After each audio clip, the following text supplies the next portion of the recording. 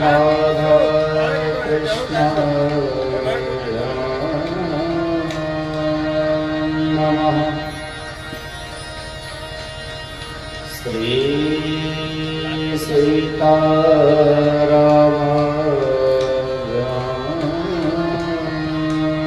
नमः।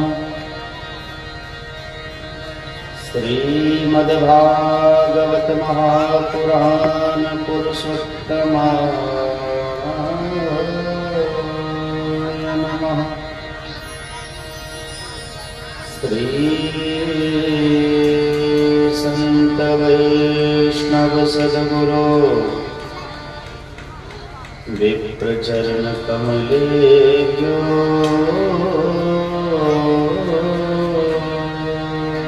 नमः।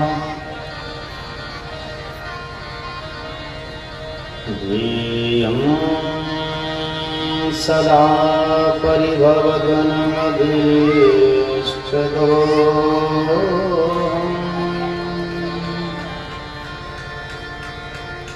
तीर्थास्पदं शिवविरञ्चिनुतं शरण्यम्।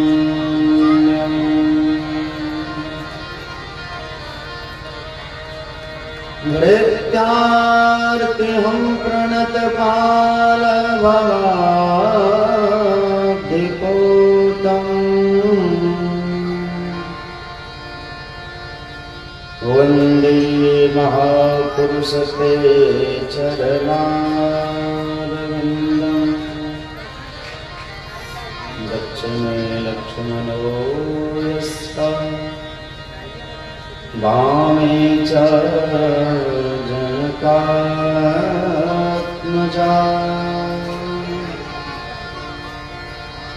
पुरतो मारुतिर्यस्य तं वन्दे रघुनन्दनम्।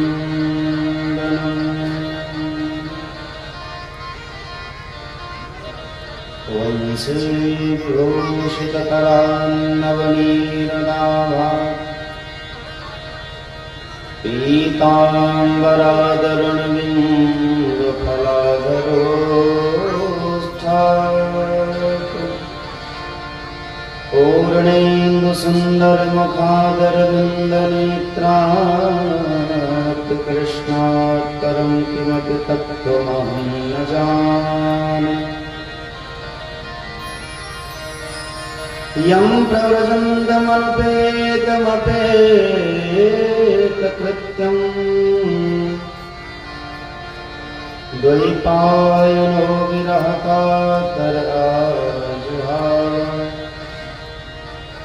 पुत्रेति तन्मयतया गर्भोपविनेदो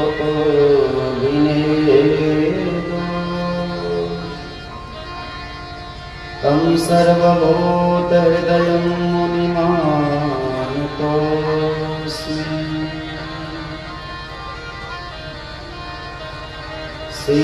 सीतानाथ समारम्भां रामानन्दार्य मध्यमाम् अस्मदाचार्यपर्यन्तां वन्दे गुरुपरम्पराम्।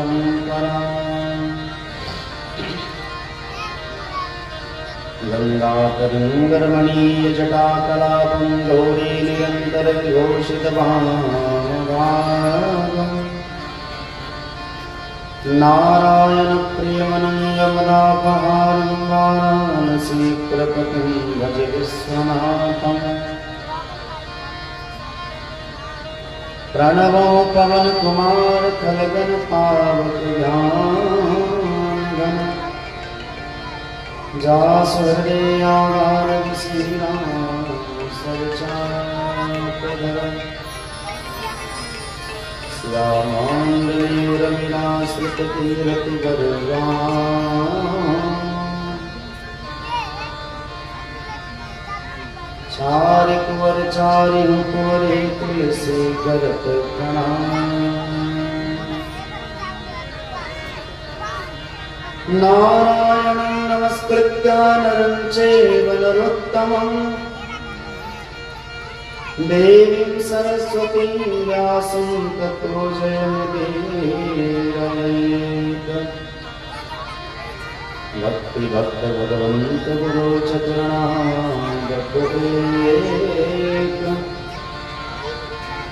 इनके पद वंदन किए नासेंगे गुण अनेक। जय जय श्री राधा रमण जय जय नवल किशोर। जय गोपी चित चोर प्रभु जय जय माखन चोर। राधा मेरी स्वामिनी मैं राधे को दास। जन्म जन्म मोह दीजिए उस वृंदावन को वास।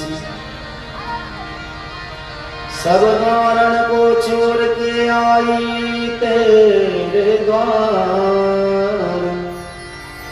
श्री कृष्ण भानु की लाडली मेरी ओर निहार।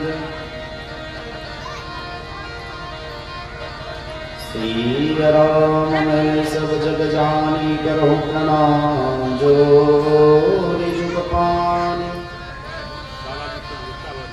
आये हनुमंत विराजे कथा करो मति अनुसार। तुम सेवक रघुनाथ के पधारिए पवन कुमार। बोलिए वृंदावन बिहारी लाल की।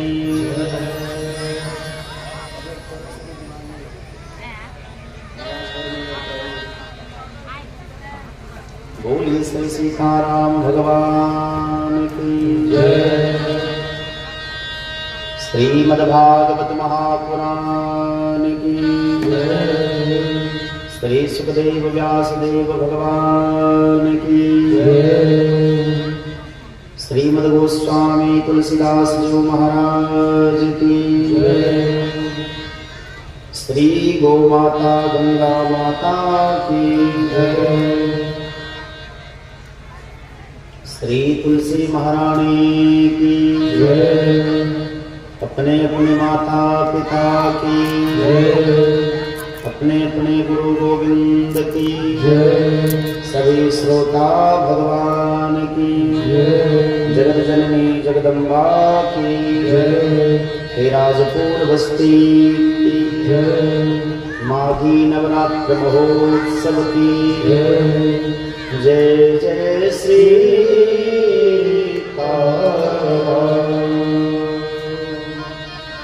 जय जय राधे श्याम। ओम नमः पार्वती पतये हर हर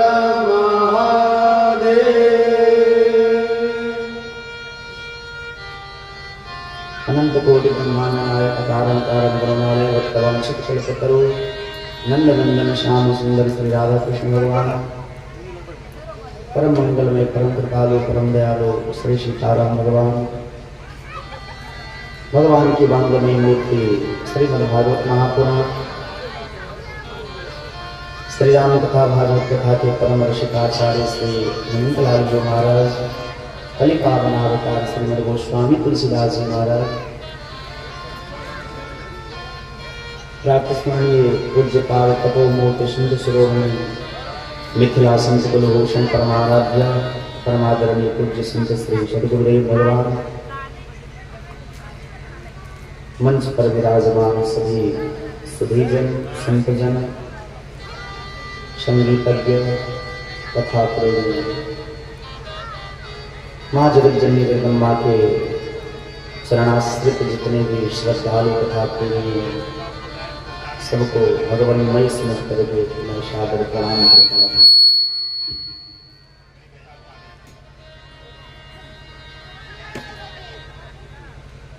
साउंड को थोड़ा सही रखिए। हरे कृष्णा साउंड को थोड़ा सही रखिए। इस समय कोई कॉम्प्रोमाइज नहीं।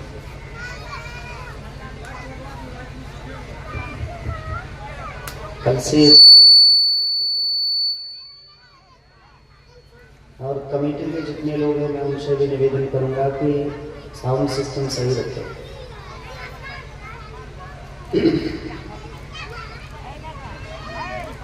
श्री राधे श्री राधे श्री राधे प्रदेश श्री राधे श्री राधे किसका उठाइए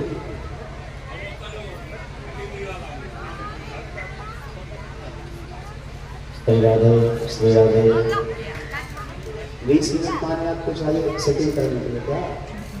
हाँ हमारे आने से पहले क्यों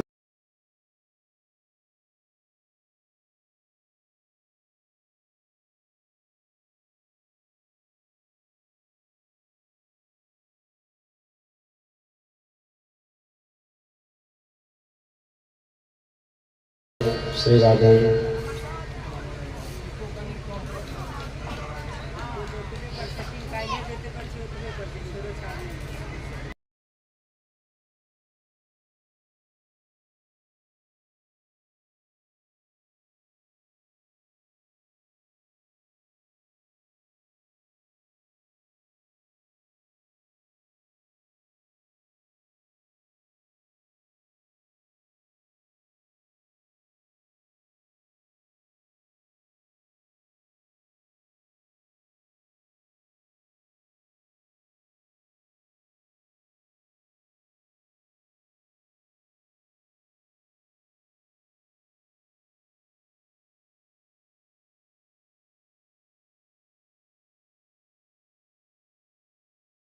नाम कीर्तन गाए।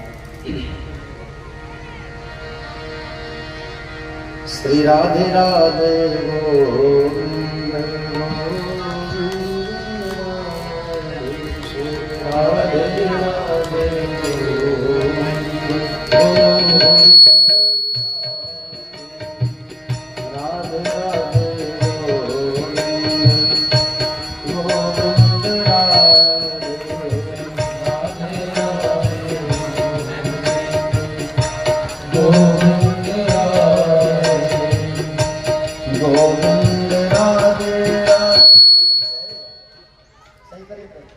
ले जाइए।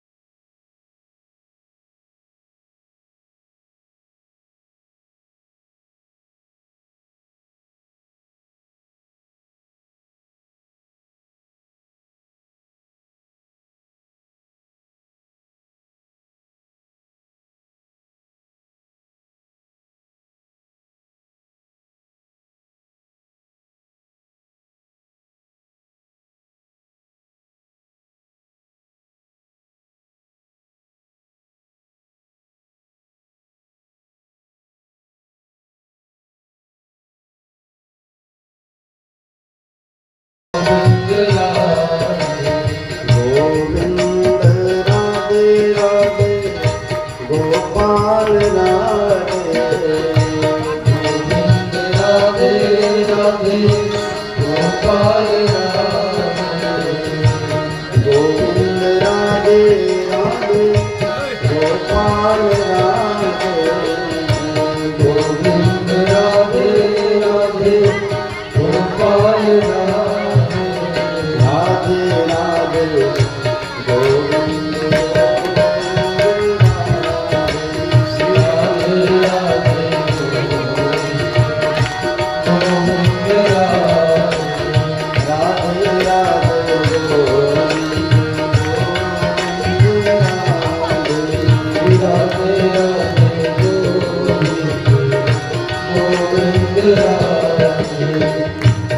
गोविंद राधे राधे गोपाल राधे गोविंद राधे राधे गोपाल राधे गोविंद राधे राधे गोपाल राधे गोविंद राधे राधे गोपाल राधे गोविंद राधे गोपाल राधे गोविंद राधे गोपाल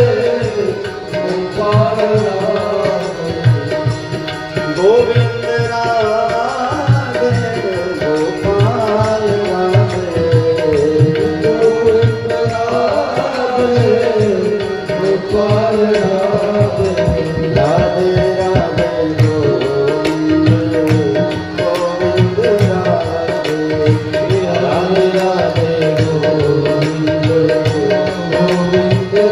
राधे राधे राधे गोविंद गोविंद राधे राधे राधे गोविंद राधे गोविंद राधे राधे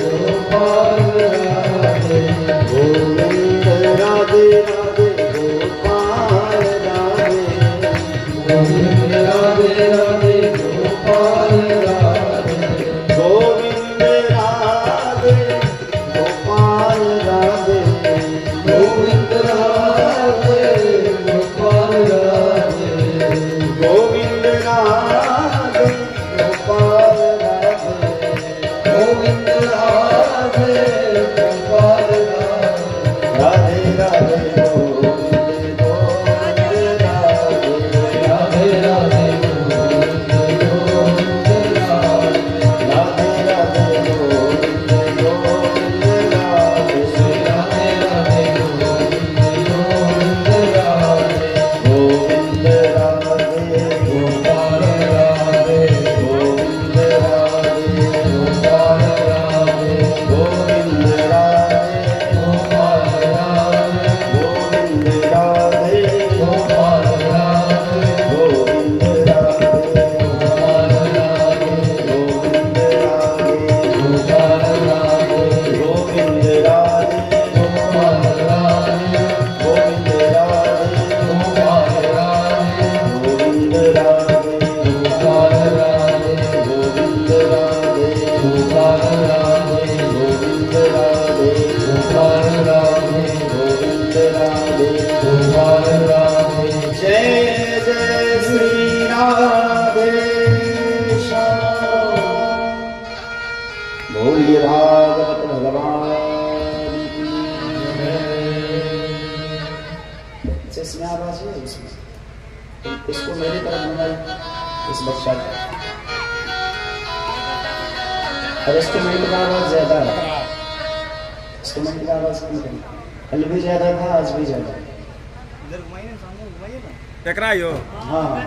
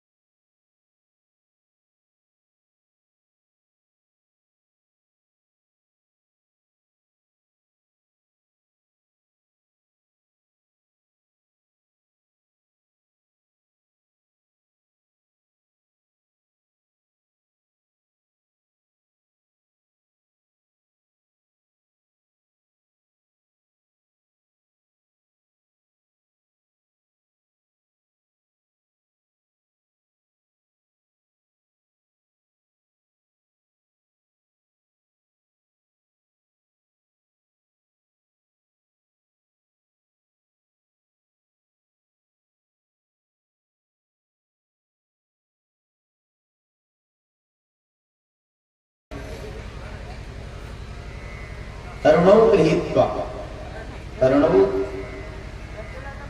दोनों पुत्र उनके तरुण हो, युवक हो।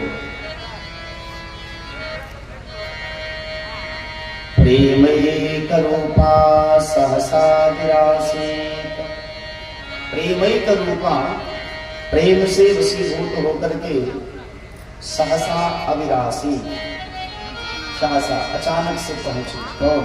भक्ति महाराज। ऐसे नहीं पहुंची। श्री कृष्ण गोविंद हरे मुरारे नाथेति नामानि मुहुर्वदन्ति। भगवान कृष्ण के अनेकानेक जो नाम हैं, परम पवित्र हैं, मंगलमय हैं, ऐसे भगवान नाम का उच्चारण करते हुए भक्ति आती है। नारद बाबा से भक्ति मैया ने पूछा कि मैं कहाँ बैठूं, मेरे बैठने का स्थान कहाँ है, कौन सा स्थान है? श्री नारद बाबा कहते हैं कि यहाँ जितने सभी श्रोता हैं, सभी श्रोताओं का हृदय ही आपका पवित्र स्थान है। भक्ति मैया सभी श्रोताओं के हृदय में जाकर के बैठ जाती। जहाँ भक्ति का निवास होता है, भगवान को बुलाने की आवश्यकता नहीं पड़ती। तुम तो भक्ति प्रिया तस्या शतकं प्राणतोदिता, त्वया भूतस्तु भगवान याति नीच गृहेष्वपि, नीच गृहेषु अपि आगच्छति भगवान। भगवान नीच के घर में भी आ जाते हैं। कब?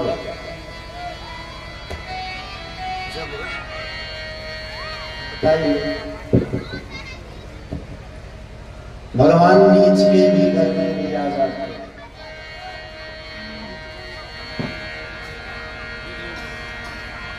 श्री राधे।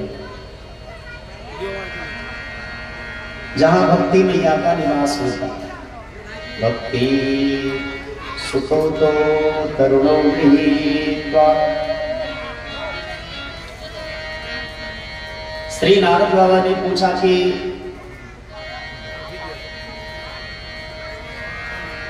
भागवत की कथा से केवल ज्ञान और वैराग्य जगते हैं, कम कर दीजिए थोड़ा, अथवा पापियों के पापों का भी प्रक्षालन होता है,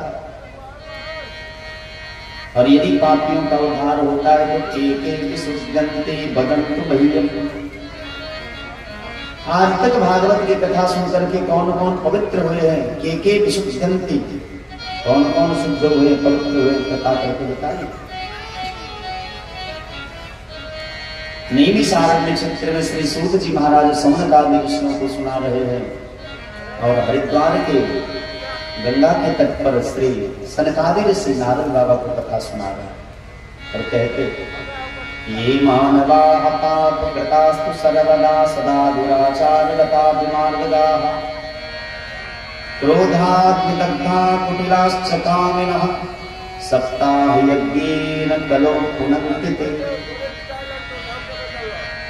जो लोग जीवन में पाप के सिवा कुछ न किए हैं, केवल पाप में ही जिनका संपूर्ण जीवन बीता हो, ये मानवा पाप कृतास्तु सर्वदा, तुम माने निश्चय, जो निश्चय ही एक नंबर के पापी हो, सदा दुराचार गता विमार्गदाः, और जिनका जीवन दुराचारी में बीता हो, जो दुराचारी प्रवृत्ति के लोग हों, सदा दुराचार गता विमार्गदाः, और जो वेद के मार्ग पर न चलते हों,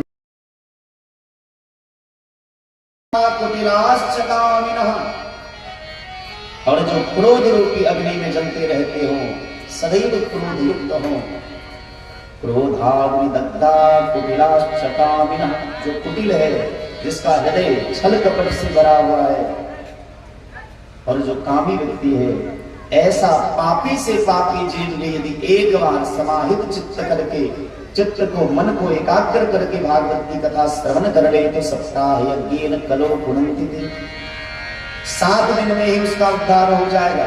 सप्ताह यज्ञेन, सप्ताह भागवत की कथा से पुनन्ति ते कलो, कलियुग में वो पवित्र हो जाता है।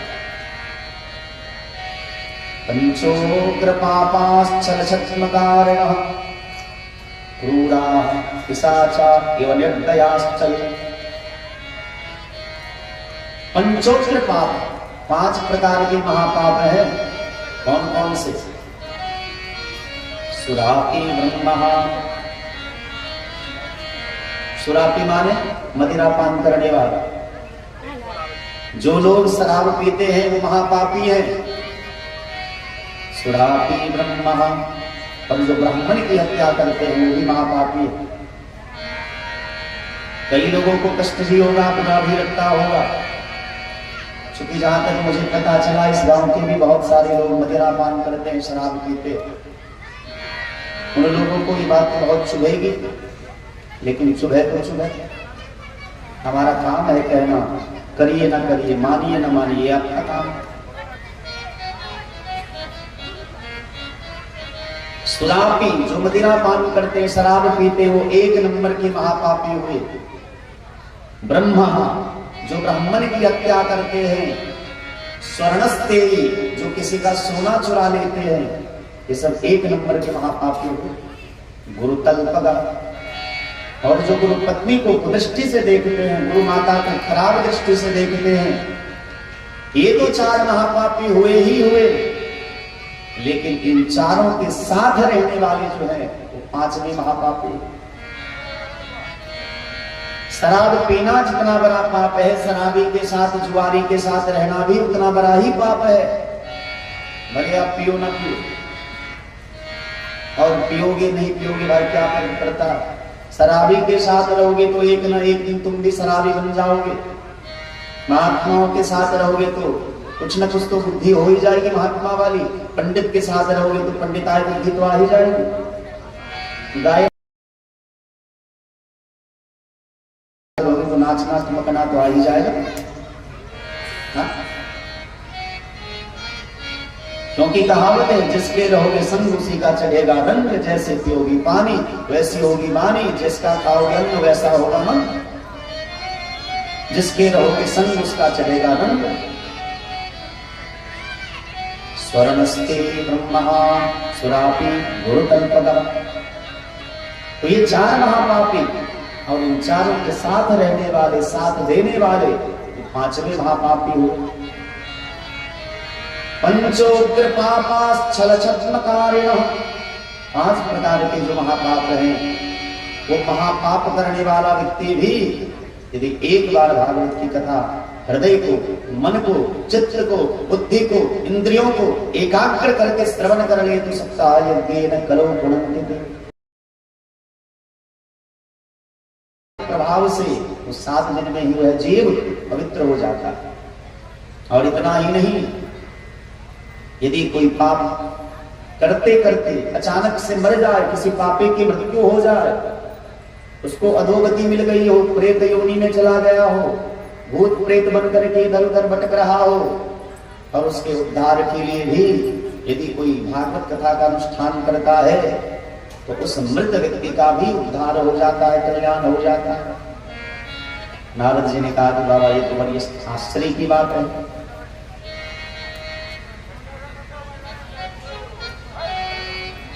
कोई पाप करते करते मर जाए और वो नाना प्रकार के योनियों में भटक रहा हो, उसके उद्धार के लिए कोई भागवत का अनुष्ठान करे तो उसका उद्धार कैसे होगा। श्री सूत जी महाराज कहते कि हम आपको एक इतिहास की कथा सुनाते हैं।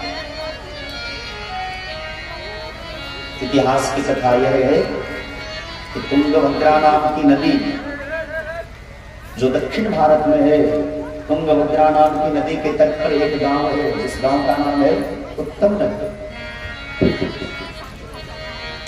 उस उत्तम नगर में एक आत्मदेव नाम के ब्राह्मण रहते। आत्मदेव कहते किसको है भैया? आत्मनि देवः पश्यति यह सह आत्मदेव, अपने अंदर ही जो भगवान को देखता है। ऐसा नहीं कि हम मंदिर में तो भगवान को देखते हैं लेकिन अपने हृदय में जो भगवान है वो दिखाई ना दे। आत्मनि देवः पश्यति, जो अपनी आत्मा में ही, अपने अंदर ही, अपने मन में बैठा हुआ भगवान को दर्शन करता हो वो आत्मदेव है। ये आत्मदेव पंडित जी बड़े बुद्धिमान है, ज्ञानी है, धर्मात्मा है, सदाचारी है, वेदज्ञ है, लेकिन उनकी पत्नी ठीक विपरीत है। कैसी है? लोकवार्ता क्रूरा प्रायसो बहुजल्पिका सूराचा गृह कृत्येषु कृपणा कलह प्रिया। उनकी पत्नी कैसी है? लोकवार्ता क्रूरा। कई लोग भी ऐसे होते हैं जो संसार की चर्चा खूब करेंगे, लेकिन उनके सामने भगवान की चर्चा करें तो नींद आने लगती। पूर्व जन्म के पाप से हरि चर्चा न सुहाय, जैसे ज्वर के जोर से।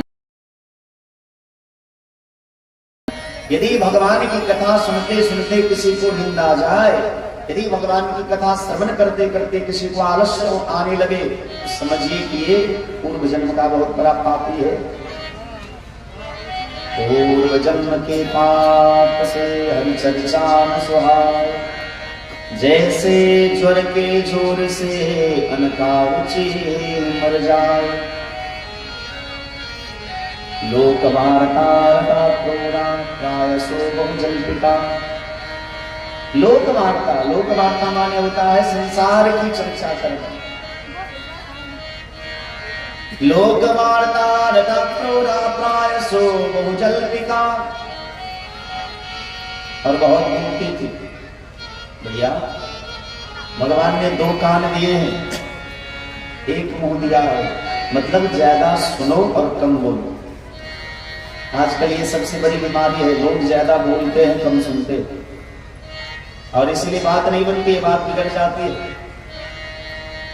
यदि सामने वाले की बात हम बड़ी गंभीरता से सुन ले तो हो सकता है समस्या का समाधान हो जाए, बात बन जाए। लेकिन हम लोगों में यही बीमारी बढ़ती जा रही है कि बात सुनते नहीं है, कहते अधिक हो।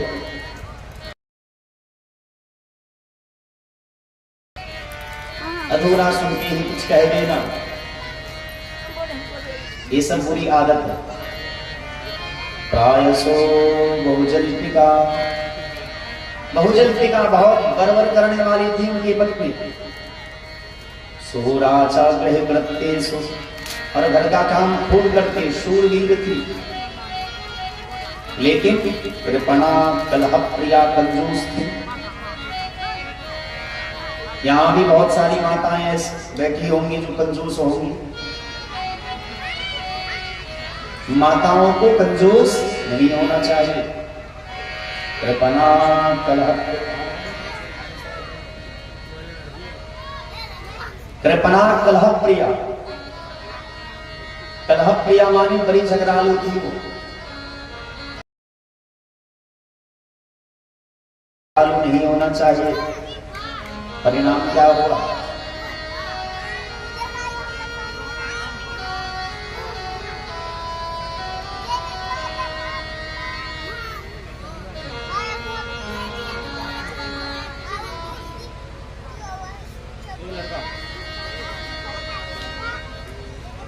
लोकवार्ता क्रूरा प्रायशो बहुजल्पिका।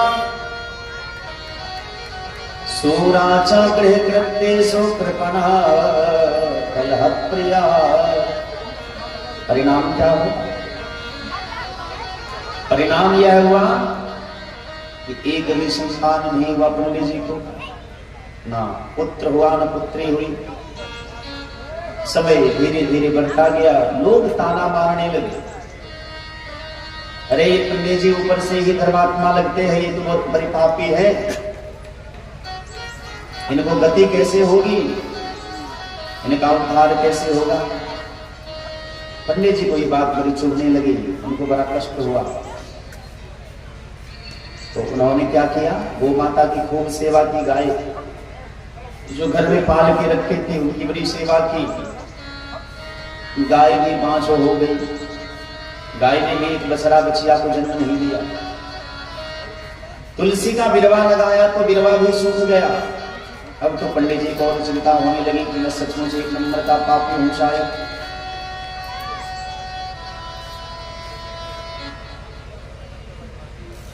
तो एक दिन पंडित जी ने मन विचार किया,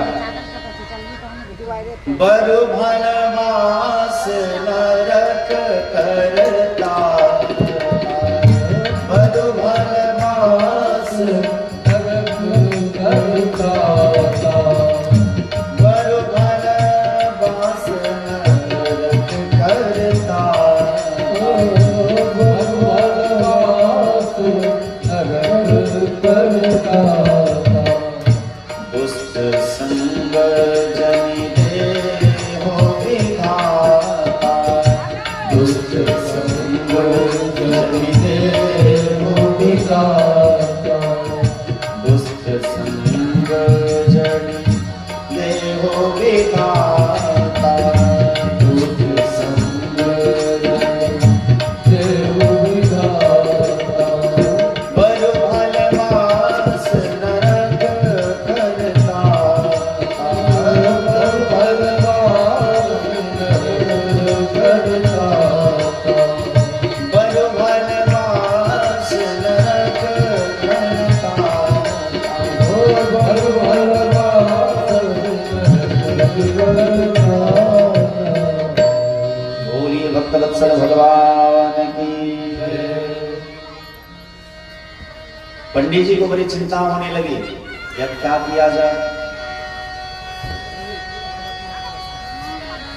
अरे माता जी अगरबत्ती है, कोई दुर्गा जी का मंदिर नहीं है, इसका धुआं ही गला में गया तो गला चौक, जलाना ही है तो बढ़िया वाला 400-500 रुपए में एक अगरबत्ती का डब्बा देता है, वो वाला जलाइए, आनंद आएगा।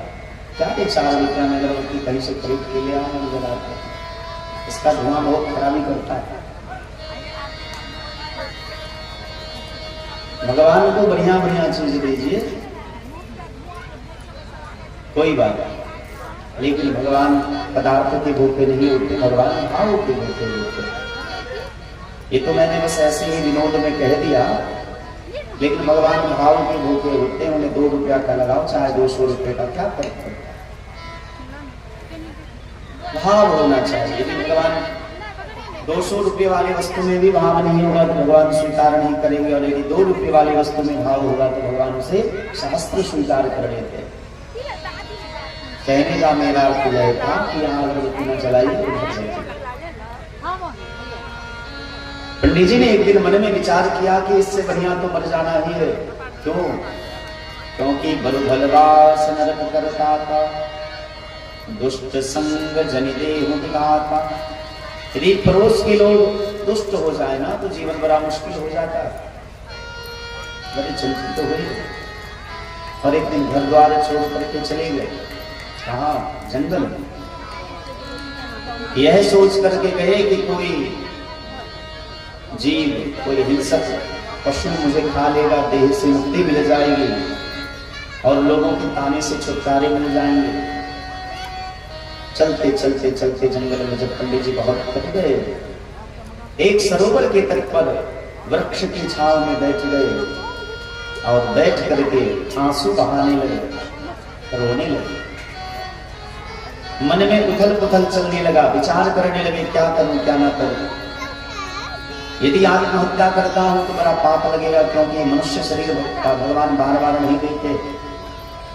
कब हूं कि कर करुणा नर देहि देत ईश बिनु हेत समय। भगवान कभी कभी कृपा करके मानव शरीर देते हैं, और इस मनुष्य शरीर को ऐसे बर्बाद कर देना ये उचित नहीं है, ये सरासर अन्याय है। क्या करूं क्या न करूं, इस प्रकार की मनस्थिति हो गई थी कि कुछ निर्णय नहीं कर पा रहे थे। दैव योग से उसी समय एक सन्यासी महात्मा उस रास्ते से गुजर रहे थे तो देखा सरोवर के तट पर वृक्ष के छांव में एक कोई विद्वान ब्राह्मण बैठा है और रो रहा है। उस महात्मा के मन में दया आ गई और महात्मा गए, पूछने लगे कथम रोदस विप्रत्वं काते चिंता बलीयसे। वदत्वं सत्वरं मह्यं स्वस्य दुःखस्य कारणम् कथं रोदिसि विप्रत्वं काते चिंता बलीयसि। हे ब्राह्मण, क्यों रो रहे हो? कथं रोदिसि, क्यों रो रहे हो? काते चिंता बलीयसि, तुम्हें किस बात की चिंता हो रही है? वदत्वं सत्वरं मह्यं, बताओ मुझे जल्दी। स्वस्य दुःखस्य कारणम, अपने दुख का कारण बताओ। पंडित जी ने देखा कि कोई महात्मा पूछ रहे तो थोड़ा संतोष हुआ, क्योंकि दुनिया के लोग तो अक्सर मजाक उड़ाने के लिए पूछते हैं, एक महात्मा कभी किसी का मजाक नहीं उड़ाते। महात्मा पूछ रहे, महात्मा के चरणों में प्रणाम किया और कहने लगे, हे महात्मा, आप लोगों की कृपा से घर में सब कुछ है, धन की कमी नहीं है, खाने पीने पहनने ओढ़ने की कोई कमी नहीं है, घर बढ़िया है, सब कुछ है, लेकिन हमारे वंश को चलाने वाला, हमारे वंश को आगे बढ़ाने वाला एक भी संतान नहीं है। इसी बात से मैं दुखी हूं, परेशान हूं। महात्मा को तो बड़ा झटका लगा, मन में विचार करने लगे कि हे भगवान, हमने तो यह सोचा था ये विद्वान है, ब्राह्मण है, इसे भगवान की चिंता हो रही होगी, इसे पश्चाताप हो रहा होगा, ये जीवन में भजन नहीं किया, ये तो भगवान के लिए रो रहा होगा, मैंने ऐसा सोचा था, लेकिन ये तो पुत्र के लिए रो रहा है। महात्मा कहने लगे, भैया पुत्र लेकर के क्या करोगे? ब्राह्मण ने कहा, हे महात्मन, हमने शास्त्र में पढ़ा है, अपुत्रस्य गतिर्नास्ति, जिसका पुत्र नहीं होता उसको गति नहीं मिलती। उसके पितरों को बड़ा कष्ट होता है, जिसके खानदान में, कुल खानदान में पुत्र नहीं होता, उसके पितर को इस बात की चिंता होती है कि इसके मर जाने के बाद अब हमको पानी कौन देगा, पिंडदान कौन करेगा, पितर पक्ष में श्राद्ध कौन करेगा। उनके पितर दुखी रहने लगते, इसलिए महात्मन हमें पुत्र दीजिए। महात्मा कहते हैं, बात बताओ, पुत्र लेकर के करोगे क्या? बोले, मुक्ति मिलेगी, पितर प्रसन्न रहेंगे। महात्मा ने पूछा, आज तक किसी को पुत्र के कारण मुक्ति हुई है? बताओ। रही बात सुख की, तो इस संसार में सुखी कोई नहीं है, कोई तन दुखी, कोई मन दुखी, कोई धन बिन रहत उदास, थोड़े थोड़े सब दुखी, सुखी राम के दास। सुख की बात करते हो पंडित जी, तो इस संसार में सुखी तो कोई है ही नहीं। कोई तन के लिए दुखी है, कोई मन से दुखी है, कोई धन से दुखी है, और हमारी दृष्टि में तो कहते हैं संत कि थोड़े थोड़े सब दुखी, थोड़े थोड़े सब दुखी। लेकिन विचार करिए, दुख का कारण क्या है? रामचरितमानस में तुलसी बाबा ने सभी शास्त्रों का अध्ययन करके, छहो शास्त्र सब ग्रंथन को रस, मुनि जन धन संतन को सर्वस, सभी शास्त्रों का सार निचोड़ अर्थ रामचरितमानस में तुलसी बाबा लिखते हैं, और उसमें उन्होंने दुख के मूल को कहा है, दुख के मूल कारण को कहा है। क्या?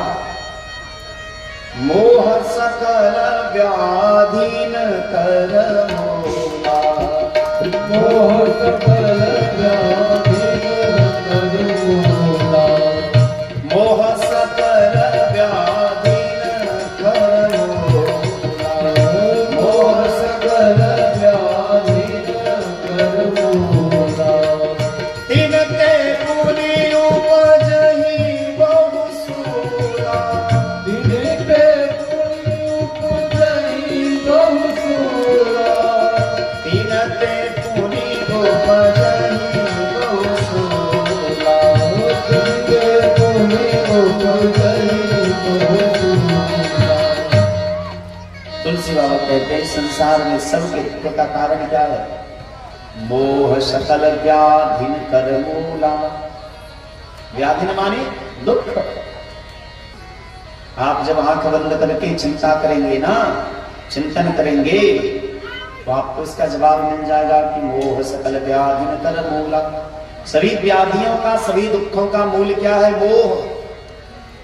मोह समाप्त हो गया तो दुख भी समाप्त है। इसीलिए पंडित जी इस सुख दुख के चक्कर में ना पड़िए, भगवान का खूब भजन करिए। न चेन्द्रस्य सुखम किंचिन्न सुखम चक्रवर्तिनः सुखमस्ति विरक्तस्य मुनिरेकांत जीवनः। न चेन्द्रस्य सुखम किंचिन्न सुखम चक्रवर्तिनः। संत कहते हैं कि संसार में सुखी कोई है ही नहीं। न च इंद्रस्य सुखम, इंद्र को भी सुख नहीं है भैया। न चेन्द्रस्य सुखम किंचिन्न सुखम चक्रवर्तिनः। न चक्रवर्ती सम्राट राजाओं को सुख है।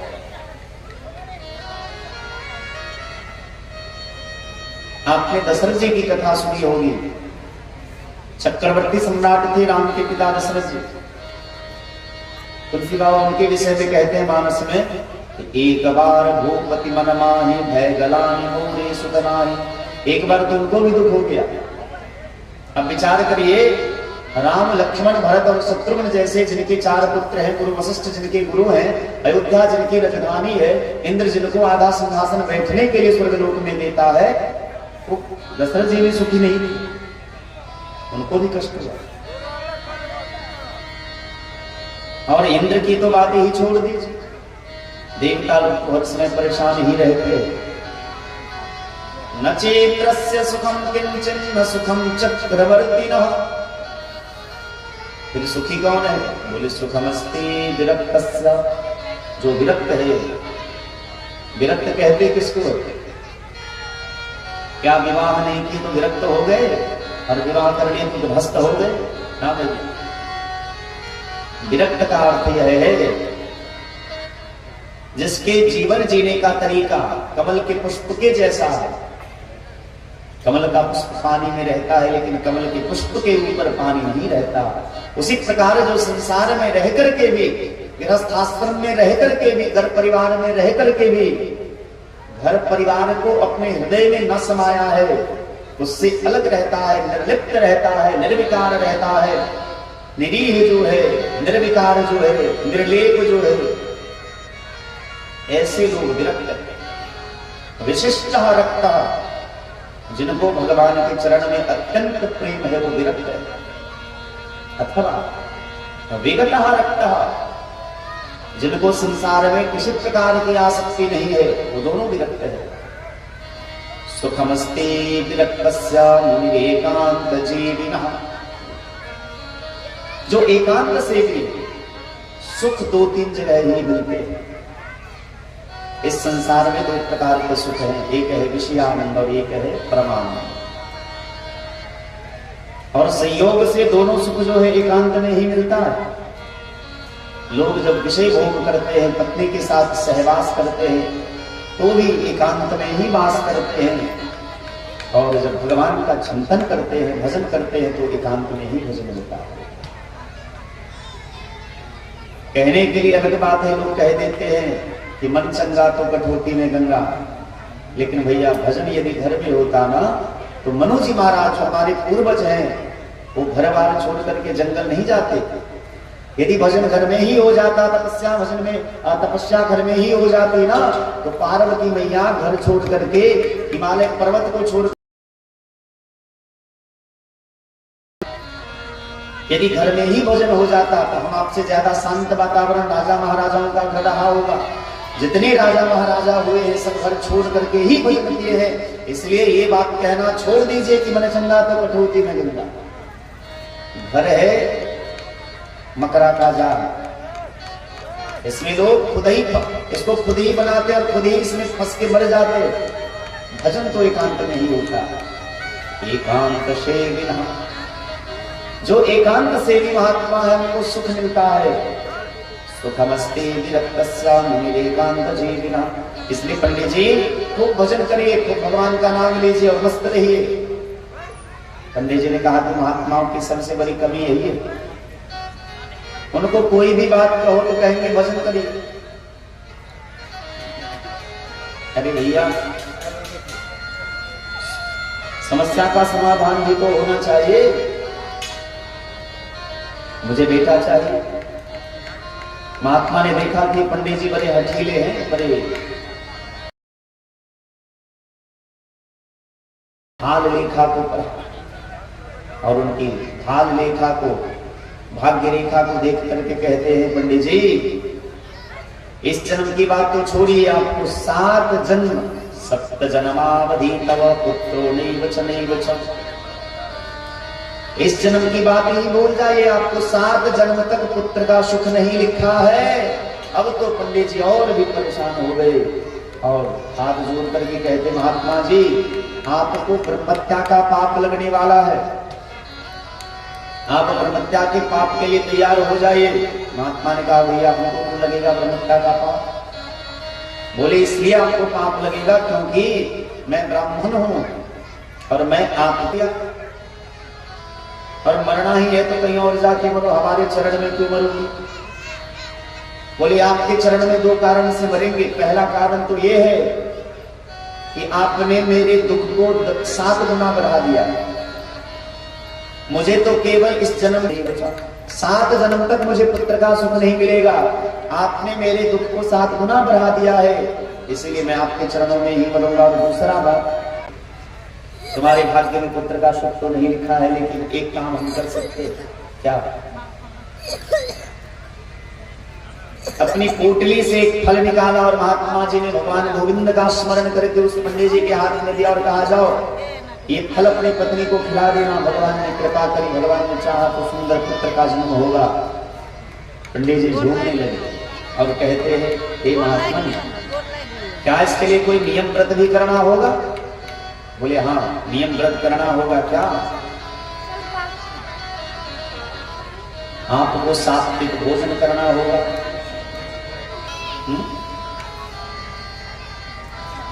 उन बहनों के लिए और माताओं के लिए उपदेश है जिनके गर्भ में संतान पल रहे,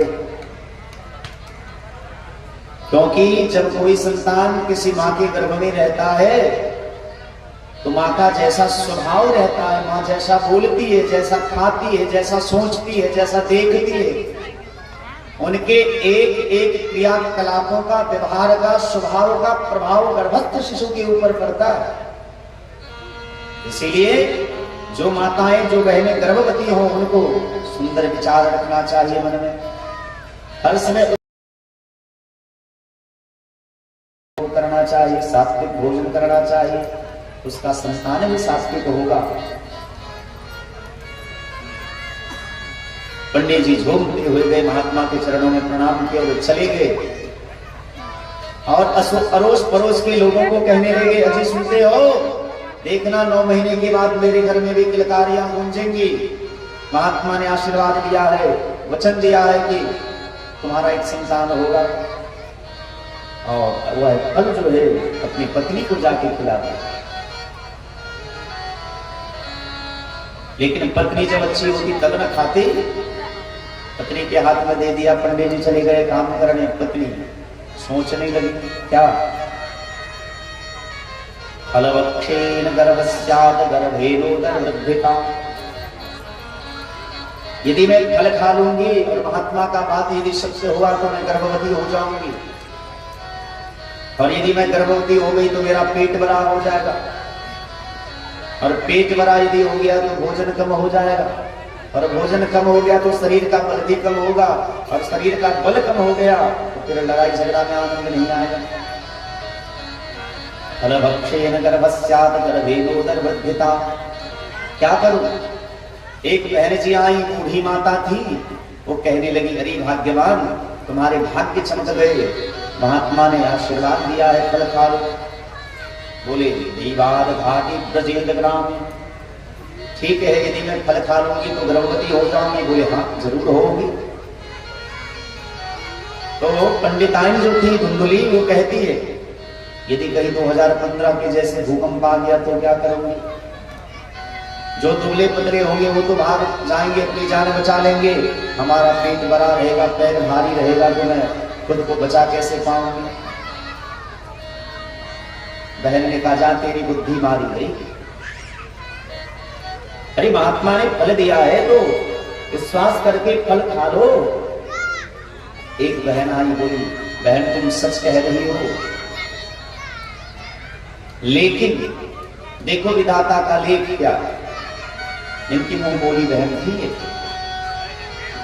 मेरे घर में खाने पीने की बड़ी किल्लत है, बड़ा कष्ट है, तो मेरे घर में एक नहीं 10-10 संतान है और तुम्हारे घर में खाने पीने की कोई दिक्कत नहीं है, कोई कष्ट नहीं है, तो तुम्हारा एक भी संतान भोगने वाला नहीं है।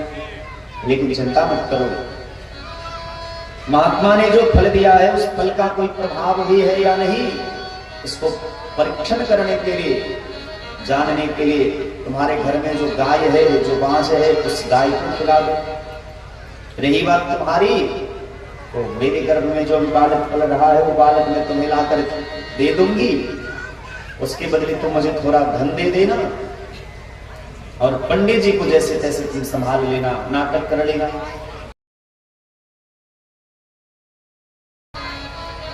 धुंधली ने कहा कि बहुत अच्छी बात कही तुमने। एवं कुतलत योगेन तत्फलं नैव भक्षितम्।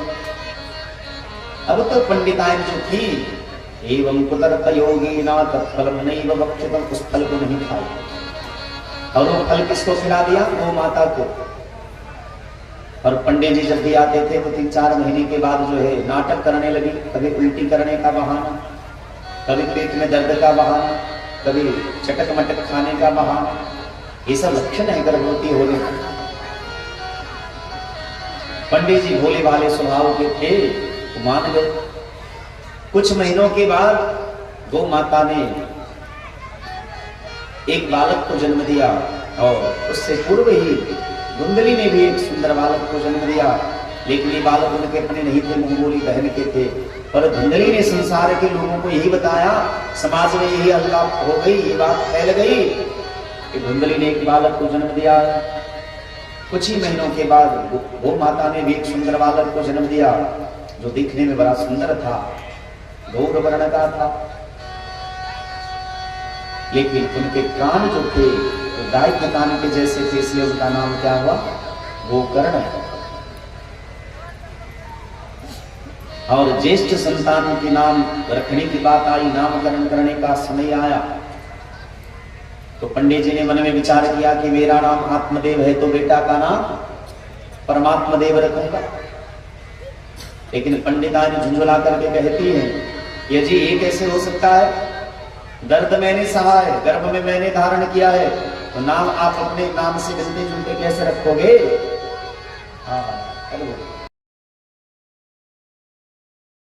नाम यदि धुंधली है तो मेरे बेटे का नाम धुंधुकारी होना चाहिए। पंडित जी ने कहा एवं अस्तु, लेकिन भैया ध्यान रखना, यथा नाम तथा गुण, नाम का प्रभाव जीवन में पड़ता है, इसलिए नाम बढ़िया होना चाहिए। यथा नाम तथा गुण, जैसा नाम होगा वैसा गुण भी आ जाता है धीरे धीरे। कियत कालेन तौ जातो तरुणो कनयामहो।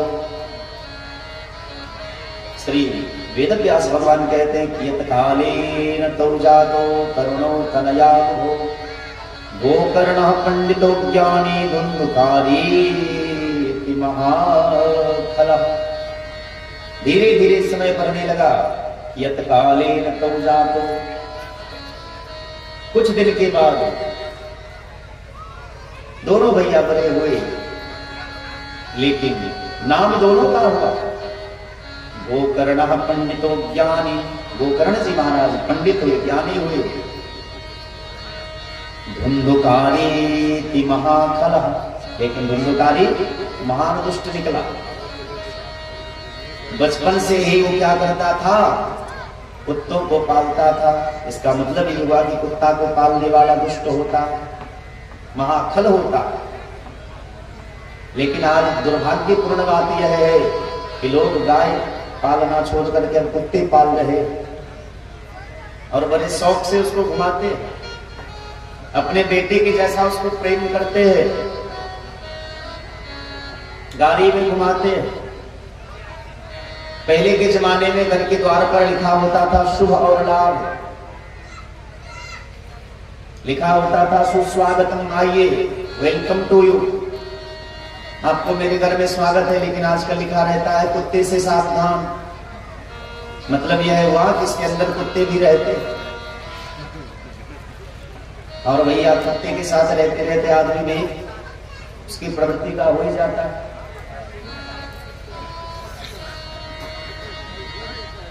गौ माता के साथ रहोगे तो उनका जैसा संस्कार आएगा, उनका आशीर्वाद प्राप्त होगा। गोकर्ण पंडितो ज्ञानी धुंधुकारी महाकर, कुत्तों के साथ घूमता था, म्लेच्छ के साथ घूमता था, मुर्दों को छू लेता था, स्नान नहीं करता था, चंडाल के साथ रहता था, बच्चों को डुबा के मार देता था, मांस भक्षण करता था, मदिरा पान करता था। भैया ध्यान रखना, जो धन जैसे आते हैं वो धन वैसी जात।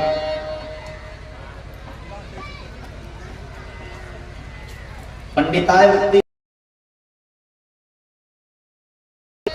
यदि उनका आचरण बढ़िया न हो, यदि वो गायत्री की उपासना न करता हो, यदि संध्योपासना न करता हो, सूर्यार्घ न देता हो, सूर्य नमस्कार न करता हो, ब्राह्मणोचित जो धर्म है कर्म है उसका पालन न करता हो, उसका बेटा आगे चल के बिगड़ ही जाता है, चाहे आप जो भी करें। इसलिए खासकर ब्राह्मणों को, ऐसे तो सबको अपने अपने कर्म अपने अपने कर्तव्य को जानना चाहिए, लेकिन खासकर ब्राह्मणों को विशेष रूप से अपने कर्म का, धर्म का, विचार का, व्यवहार का, धर्माचरण का ध्यान रखना चाहिए कि हम ब्राह्मण हैं, हमारे लिए शास्त्र में क्या क्या कर्म बताए गए उसका पालन करें। गोकर्ण पंडितो ज्ञानी धुंधुकारी महाखल, धुंधुकारी महान दुष्ट हुआ, गोकर्ण जी महाराज महान पंडित हुए। और संसार में दो लोगों का ही नाम होता है, या तो अच्छे लोगों का या बुरे लोगों का। नाम तो दोनों ने कमाया, लेकिन एक का नाम माता पिता को सुख देता है, एक का नाम माता पिता को दुख देता है। अब रात रात देर रात आता था, धुंधुकारी मदिरा पान करके आता था, घर में गाली गलौज करता था, मारपीट करता था, कभी वो शिकायत, कभी वो शिकायत, कभी वो शिकायत। पिताजी दुखी रहने लगे। घर के जो गार्जियन होते हैं ना, उनके ऊपर बड़ी जिम्मेदारी होती है। आत्मदेव बड़े दुखी रहने लगे और उनको महात्मा की एक एक बात याद आने लगी। महात्मा ने समझाया था कि देखो, जरूरी नहीं है कि पुत्र होने से सुखी ही होगा। पंडित जी बहुत रोते रहते थे। एक पिता संसार से लड़ सकता है, पूरी दुनिया से लड़ सकता है, लेकिन अपने पुत्र से नहीं लड़ सकता। एक जिम्मेदार बाप जो है सारी दुनिया से लड़ सकता है, लेकिन अपने बेटे से नहीं लड़ सकता, वहां आके हार जाता है। आत्मदेव अपने आप में बहुत ज्ञानी है, ध्यानी है, सदाचारी है, लेकिन उनका पुत्र जब नालायक निकल गया तो अपने मन की बात, अपने मन का दुख किसी को कह भी नहीं पाते, मन ही मन बहुत टूटते जाते हैं। लेकिन घर में जो अच्छे लोग होते हैं, घर का जो अच्छा बेटा होता है, वो अपने माता पिता का सदैव ध्यान रखता है। गोकर्ण जी ने देखा कि पिताजी आजकल बहुत परेशान रहते हैं। कुछ दिनों से मैंने देखा है, न खाते हैं ठीक से, न सोते हैं, न किसी से बोलते हैं, न हंसते हैं, कहीं आना जाना भी नहीं होता है, एकांत में बैठे रहते हैं, बड़े परेशान रहते हैं। प्रणाम किया और पूछा, पिताजी कुछ दिनों से मैं देख पा रहा हूं आप बड़े परेशान हैं, क्या बात? मैं आपका पुत्र हूं, आप मुझे बताइए, मैं आपके दुख का निवारण करूंगा। जैसे गोकर्ण जी महाराज ने अपने पिता से इस प्रकार की सहानुभूति दिखाई, आत्मदेव हृदय से लगा करके पुत्र को रोने लगे और कहते, क्व तिष्ठामि क्व गच्छामि को मे दुःखं व्यपोहयेत। क्व तिष्ठामि, कहां जाते हो? तो गच्छामि कहाँ जाऊं, को मे दुखम व्यपोहयेत, कौन मेरे दुख को दूर करेगा। बोले लेकिन आप दुखी क्यों हैं। बोले देखते नहीं हो तुम्हारा बड़ा भाई मेरे स्वर्ग जैसे घर को नरक जैसा बना दिया। एक पुत्र तुम भी हो और एक वो भी हो, मदिरा पान करता है, वेश्याओं के साथ रहता है, ब्राह्मण होकर के संध्योपासन नहीं करता है, और जब कुछ कहता हूं तो गाली देता, मारता। अच्छा तो आप भैया धुंधकारी के कारण परेशान है। बोले हाँ, लेकिन धुंधकारी आपका है कौन। बोले बेटा है। वो करण जी महाराज ने पूछा यदि वो आपका बेटा है तो आप कौन है। बोले मैं धुंधकारी का पिता हूं, आत्मदेव हूं। बोले नहीं पिताजी, यही तो आपका मोह है। आत्मदेव तो आपके देह का नाम है, एक मांस का पिंड है, हड्डी रक्त मांस से बना हुआ एक पुतला है, उसका नाम आत्मदेव है। वस्तुतः आप जो है वो तो आज तक आपने पहचाना ही नहीं, और आप जिसको अपना मानते हैं वो अपना है ही नहीं। ये आपका देह है, ये हमारा हाथ हुआ, ये नाक हुआ, ये कान, ये आंख हुआ, ये कान हुआ, ये पैर हो गए। यदि ये मेरा पैर है, यदि ये मेरा हाथ है, यदि मेरा कान है, यदि मेरी आंखें हैं, यदि ये मेरा नाक है, यदि ये मेरा बाल है, तो फिर मैं कौन हूं। मैं और मेरा में अंतर है भैया। मैं कहता हूं कि खेत मेरी है, इसका मतलब है खेत अलग वस्तु है, मैं अलग वस्तु हूं। ये वस्त्र मेरा है, इसका मतलब है कि वस्त्र अलग है, मैं अलग हूं। तो यदि हाथ मेरा है, ये कान मेरे हैं, ये देह मेरा है, तो मैं कौन हूं। आत्मदेव को बड़ा जोरदार झटका लगा। बोले आज तक मैंने तो ये किसी से पूछा ही नहीं कि मैं कौन हूं, मैंने खुद से भी कभी नहीं पूछा कि मैं कौन हूं। लेकिन पिताजी आप जिसको अपना मानते हैं यह देह अपना नहीं है। ये देह क्या है। देहे सीमांसरुधरे विमतिं त्यजत्वम्। जिस देह को आप अपना मानते हैं वह देह क्या है, मांस का एक पिंड है। जिस शरीर के अंदर रक्त भरा हुआ है, कफ भरा हुआ है, मलमूत्र भरा हुआ है।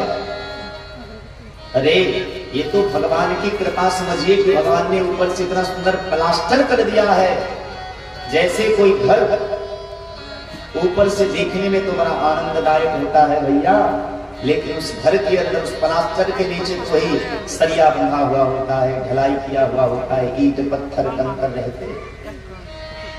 ये तो रंग का कमाल है, प्लास्टर का कमाल है कि घर सुंदर लगता है। उसी प्रकार इस देह को देखा जाए तो ये देह 5 तत्वों से बना है। क्षितिजल पावक गगन समीरा, पंचरचितयः अधम शरीरा। क्षितिजल पावक गगन समीरा, ये 5 तत्वों से शरीर बना है। और ऊपर से भगवान ने क्या किया, इस देह में प्लास्टर कर दिया है, मांस का लेप चढ़ा दिया है। नहीं तो ये मांस हट जाए ना, वे कंकाल के सिवा हमारा देह कुछ और नहीं। ये तो भगवान की कृपा समझिए कि मांस का लेप ऊपर से ठाकुर जी ने चढ़ा दिया है। यदि मांस न चढ़ाया होता तो कौवा चील ये नोच नोच करके देह को खा जाए। देहे स्थिमांसरुधिरे विमतिं त्यजत्वम्। पिताजी इस नश्वर शरीर में जो जाया सुकाद सुसदा। और देखिए यदि कोई समझाने वाला बढ़िया मिल जाए, वैराग्य रागरसिको भव भक्ति निष्ठः, और भक्तिमान बनिए। धर्मं भजस्व सततं त्यज लोक धर्मान्, सेवस्व साधु पुरुषान् जहि काम तृष्णा। अन्यस्य दोष गुण चिंतन मासु मुक्त्वा, सेवा कथा रसान्ति वत्वम्। पिताजी धर्मं भजस्व सततं त्यज लोक धर्मान्। धर्म करिए। कौन सा धर्म। त्यज लोक धर्मान, लोक धर्म का त्याग करके परम धर्म का आश्रय लीजिए। धर्मम भजस्व सततम त्यज लोक धर्मान। और वो परम धर्म है क्या? सेवस्व साधु पुरुषान जहि काम कृष्णा। आज तक आपने संसारियों की खूब सेवा की, आज से साधु पुरुषों की सेवा करिए। काम तृष्णा, कामनाओं और तृष्णाओं को त्याग करके, आजकल तो लोग साधु बाबा से भी मिलते हैं तो स्वार्थवश मिलते हैं। हाँ भैया, सेवस्व साधु पुरुषान जहि काम तृष्णा अन्यस्य दोष गुण चिंतन मासुत्वा। और किसी का दोष गुण न देखिए, क्योंकि इस संसार में एक भी प्राणी ऐसा नहीं है जिसमें एक दोष न हो, और इस संसार में एक भी व्यक्ति ऐसा नहीं है जिसमें एक गुण न हो। संसार के हर एक प्राणी में, हर एक व्यक्ति में गुण और दोष दोनों रहते हैं। केवल भगवान जो है, विधाता जो है, वो निर्दोष है। एक संत बड़ा सुंदर भाव कहते, कोई दोष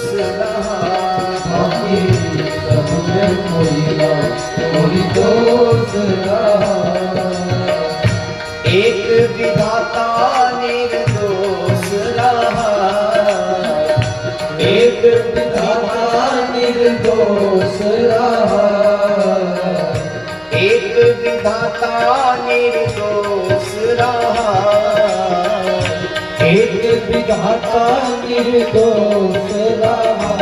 बाकी सब में कोई ना कोई दोष रहा, बाकी सब में कोई ना कोई दोष रहा, बाकी सब में कोई ना कोई दोष रहा।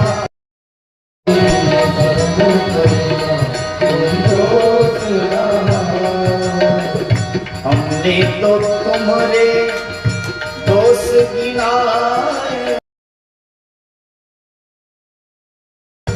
दोष गिनाए, हमने तो सब दोष गिनाए, हमने तो सबके दोष गिनाए।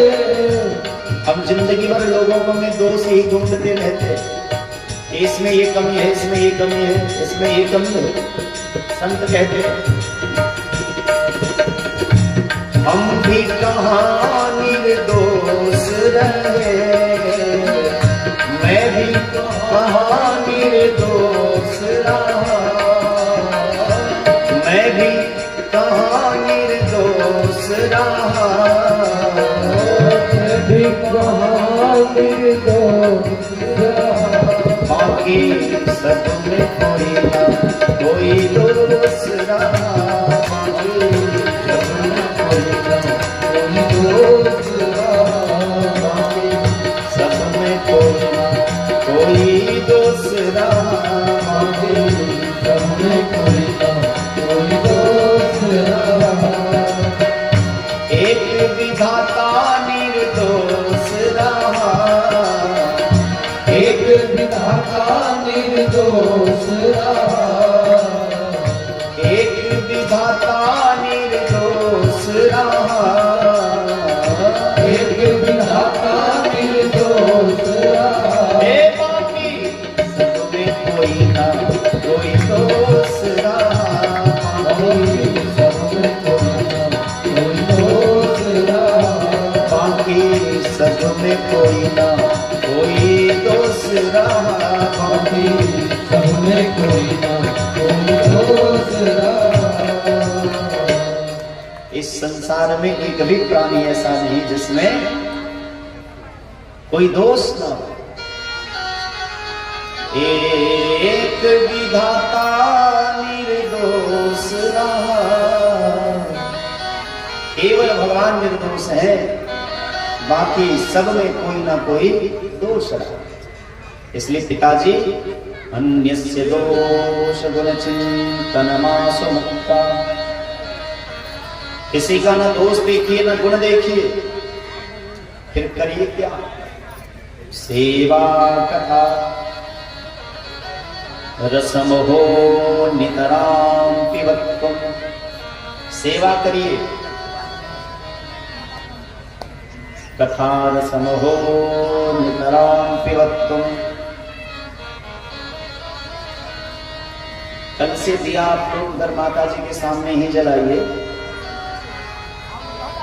दिया वहां जलाइए या आपके बगल में जलाइए, तो ध्यान रखिए। 2 श्लोक में श्री गोकर्ण जी महाराज ने अपने पिता की को बड़ा सुंदर उपदेश दिया। पिताजी बड़े प्रसन्न हो गए और ऐसी उनकी बुद्धि हो गई, ऐसा मन हो गया कि जहां बैठे थे वहां से फिर घर नहीं गए, वहीं से चल दिए भगवान का भजन करते। क्योंकि यदि घर जाते तो हो सकता था फिर विद्या शक्ति पुनर्जागृत तो हो जाती, फिर से उनका प्रेम संसार में बढ़ जाता, इसलिए वहीं से चल दिए भजन करने। जंगल गए और जंगल में जाकर के भागवत के 10वें स्कंद का खूब पाठ किया, खूब संतों की सेवा की और अंत में भगवान में लीन हो। बोलो राधे राधे। घर में केवल 3 लोग बचे, 2 भाई और 1 माता जी। पिताजी के चले जाने के बाद धुंधकारी ने और तांडव मचाया, शराब पी करके आया और मां से कहने लगा, डांटने लगा कि पिताजी जहां गए हैं उससे पहले सारा धन तुमको देकर के गए होंगे, इसलिए जो भी धन छुपा के रखी हो मुझे दे दो। मां ने कहा कि जितना था वो तो तुमने मदिरा पानी में लुटा दिया, वेश्यावृत्ति में खर्च कर दिया, अब मेरे पास कहां कुछ है जो मैं तुम्हें दूं। जैसे मां ने इस प्रकार की बात कही तो उनका बाल पकड़ करके खींच करके बेटा मारने लगा। मां को भी बड़ा दुख हुआ, लेकिन मां भजन करने नहीं गई। कहां गई? कुएं में जाकर के डूब करके बेचारी मर गई। तो इसका अर्थ यह है कि धुंधकारी के कारण ही पिता भी परेशान था और मां भी परेशान थी। पिता तो अच्छे मार्ग पर चले गए, लेकिन मां कुएं में डूब करके मर गई, क्योंकि पिता ने सत्संग किया था। तो जो सत्संग जीवन में करता है ना, एक क्षण के लिए कदाचित वो पर आ ही जाता है, पर जिसने सत्संग नहीं किया है, जिसने महात्माओं के साथ बैठा नहीं है, भजन नहीं किया है, उनका सन्मार्ग पर आना बड़ा कठिन होता है।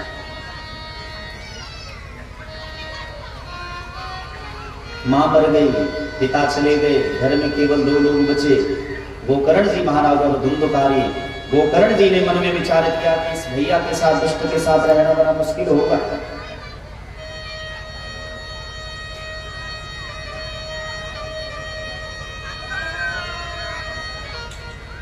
गोकर्ण जी ने धुंधकारी से कहा कि भैया यदि तुम्हारी आज्ञा हो तो हम थोड़ा तीर्थ यात्रा कर ले। गोकर्ण की बात को सुनकर के धुंधकारी ने यात्रा करिए। गोकर्ण जी गए तीर्थ यात्रा करने और धुंधकारी ने 5-5 वेश्याओं को लाके घर में रख दिया और उस वेश्याओं का पालन पोषण करने के लिए डकैती करने लगा, चोरी करने लगा, लोगों के धन चुराने लगे, घर लूटने लगा लोगों का।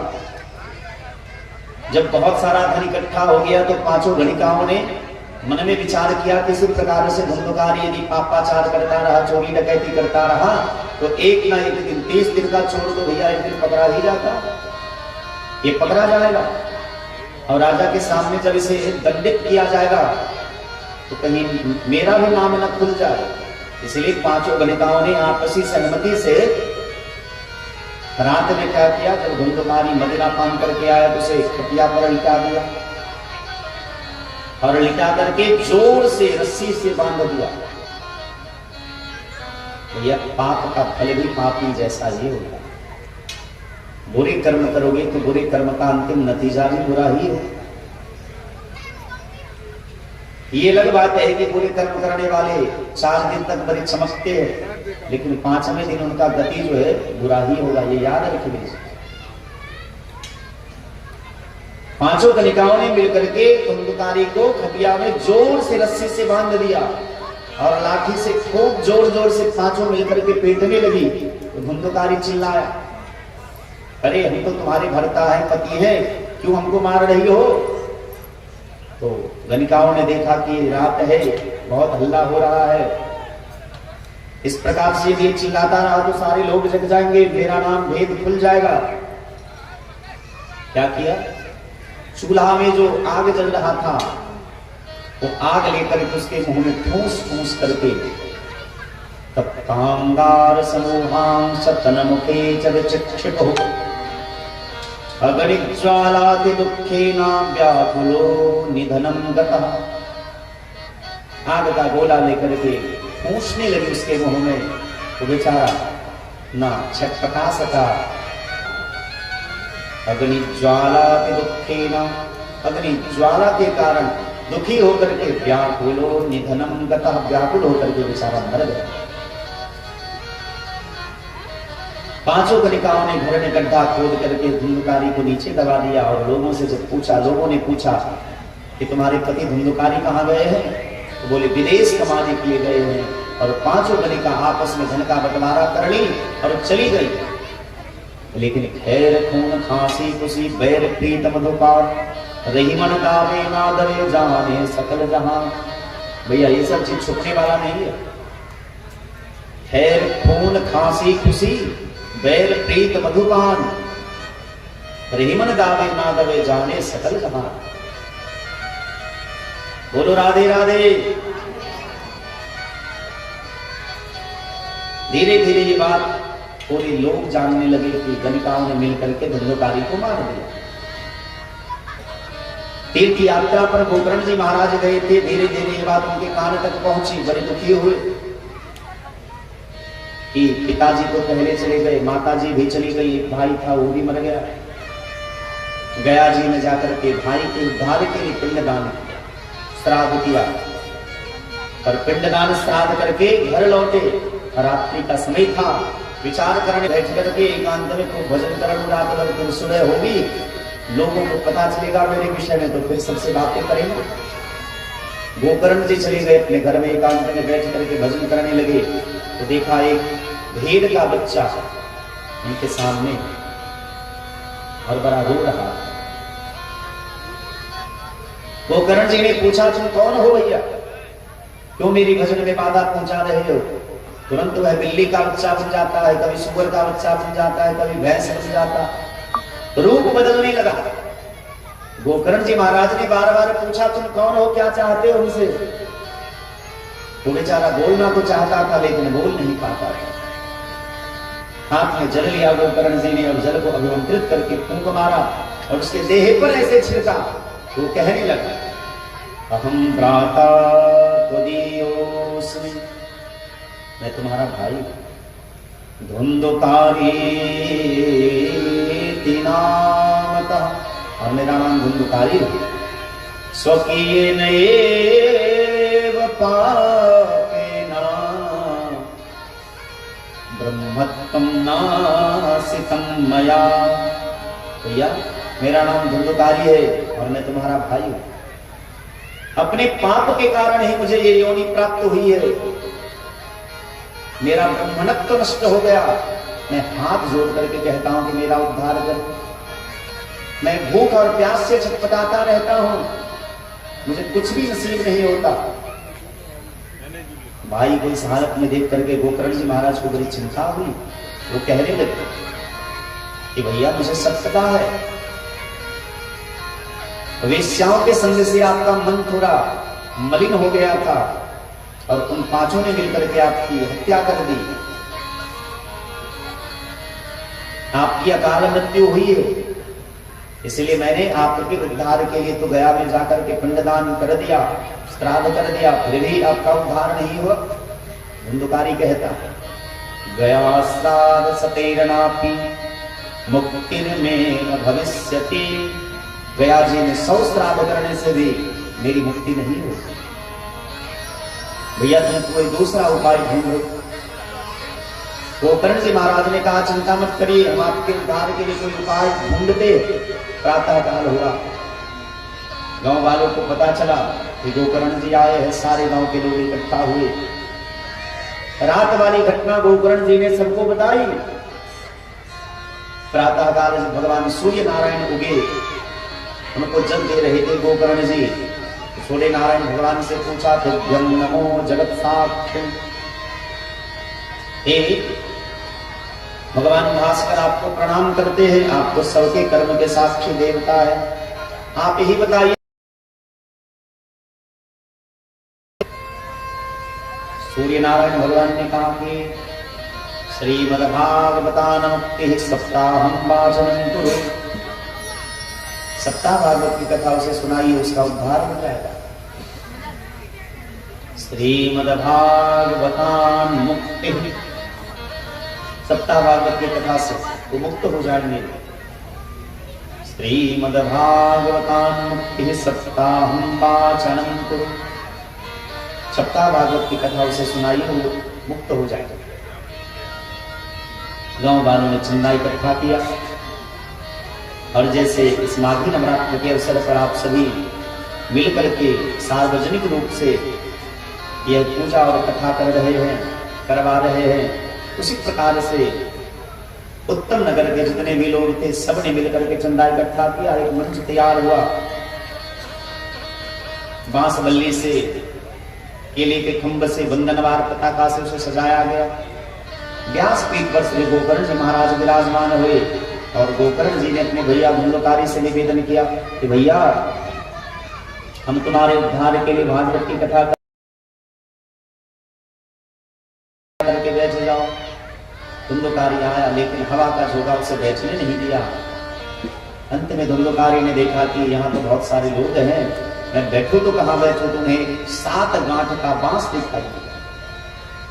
उस बांस के छिद्र में जाकर के धुंधकारी बैठ गए, सबकी नजरों से छुप करके, और चुपचाप कथा श्रवण करने लगे। जब पहले दिन की कथा पूरी हुई तो बांस का पहला गांठ फटा, दूसरे दिन की कथा में दूसरा गांठ फटा, तीसरे दिन की कथा में तीसरा गांठ फटा, और जब इस प्रकार से 7 दिन की कथा पूरी हो गई, 7 गांठ फट गए, बांस 2 भाग में गिर गया फट करके, और उस बीच से एक सुंदर पुरुष प्रकट हुआ। बोलिए भागवत भगवान की। ऐसे है वो, दिव्य रूप धरो जातस् तुलसीदाम मंडितः, पीतवासो घनश्याम मुकुटे कुंडलान्वितः। दिव्य रूप धारण करके धुंधकारी प्रकट हुआ। दिव्य रूप धरो जातस् तुलसीदाम मंडितः, और उनके गले में तुलसी की माला है।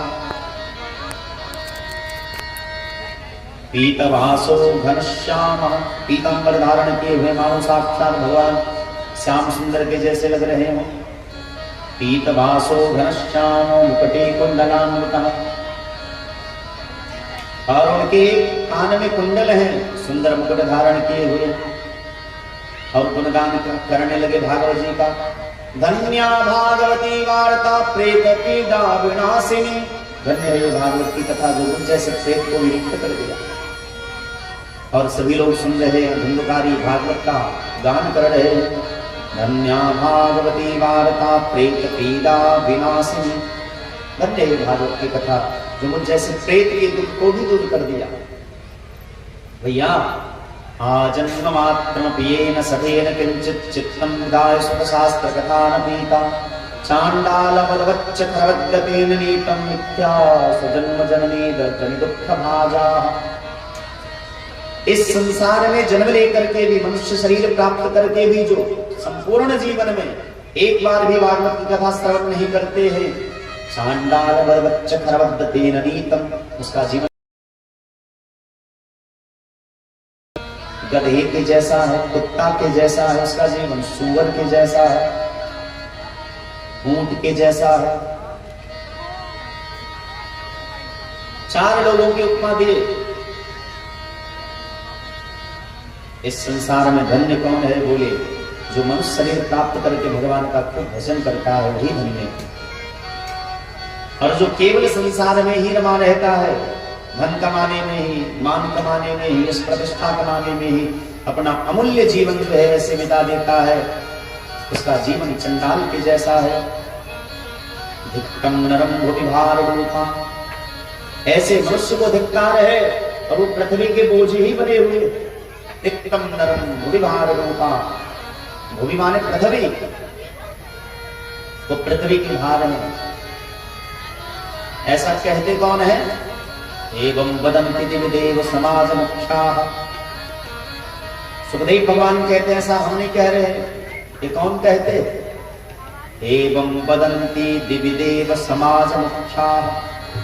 आकाश में बैठे देवता लोग कहते हैं कि देखो ये कितने अभागे हैं, इनके गांव में कथा हो रही है और ये जानवर की भांति घर में पड़े।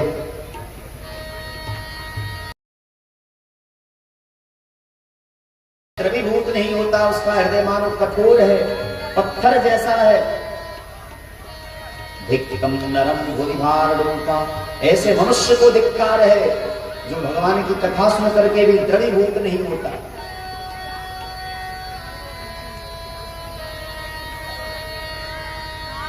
ऐसे भागवत की महिमा धुंधुकारी गा ही रहे थे कि ऊपर से वैकुंठ धाम से भगवान के पार्षद जुमान लेकर के आए और धुंधुकारी से कहे कि भगवान का बुलावा आया है आपके लिए। गोकर्ण जी कहते अत्रैव बहवः सन्ति स्रोतारो मम निर्मलाः, आनि तानि विमानानि न तेषां युगपत् कुतः। अत्रैव बहवः सन्ति स्रोतारो मम निर्मलाः, यहाँ बहुत सारे श्रोता है मेरे और वो भी निर्मल श्रोता है। आनि तानि विमानानि, लेकिन आपने सबके लिए विमान क्यों नहीं हिलाया? भगवान के पार्षद कहते हैं श्रवणस्य विभेदेन फलभेदोत्र संस्थितः, श्रवणस्य कृतं सर्वं न तथा। लेकिन कथा सुनकर के जैसा धुंधुकारी ने कथा का मनन किया है ऐसा लोगों ने नहीं किया है। इसलिए धुंधुकारी के लिए तो विमान आया, लेकिन और लोगों के लिए भगवान के घर से विमान नहीं आया। अब तो सभी श्रोता हाथ मलने लगे कि भैया जीवन खत्म हुआ तो जीने का ढंग आया, जब सम्मा बुझ गई तो महफिल में रंग आया। घर से चला मुसाफिर,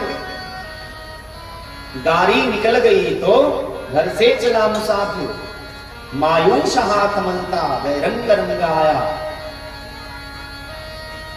फुर्सत के वक्त में ना सुमिरन का वक्त आया, फुर्सत के वक्त में ना सुमिरन का वक्त आया। उस वक्त वक्त मांगा जब वक्त भी तंग आया।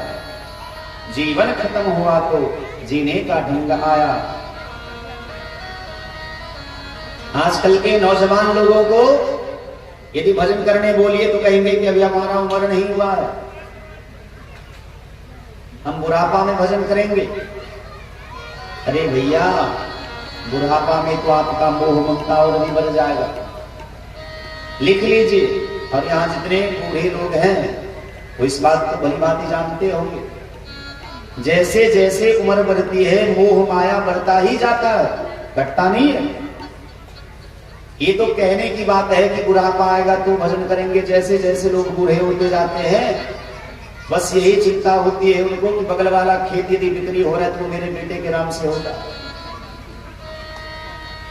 बूढ़े लोगों को बस इसी बात की चिंता सताती रहती है, मेरे बेटे और पोते को कितना ज्यादा से ज्यादा धन हो जा। एक संत कहते हैं कि देखो बुढ़ापा में भजन वही करेगा जिसने जवानी को अच्छे से जिया हो। जिसने जवानी में भजन किया होगा, साधना की होगी, वही बुढ़ापा में भजन कर सकता है। लेकिन भैया जवानी में मन तो बड़ा इधर उधर होता है, भजन कैसे होगा? तो बोले एक उपाय है। जवानी में सबका मन इधर उधर थोड़ा भटकता है, मचलता है, चंचल हो जाता है। लेकिन जवानी में भी मन किसका चंचल नहीं होता? जिसका बचपन बढ़िया बीता, जिसके बचपन के संस्कार अच्छे रहे हो, जिसने बचपन में सत्संग किया हो, साधुओं के संग बैठा हो। कदाचित जवानी में उसका मन इधर उधर हो भी जाए तो सत्संग के प्रभाव से वो सुदृढ़ हो जाता है, संभल जाता है।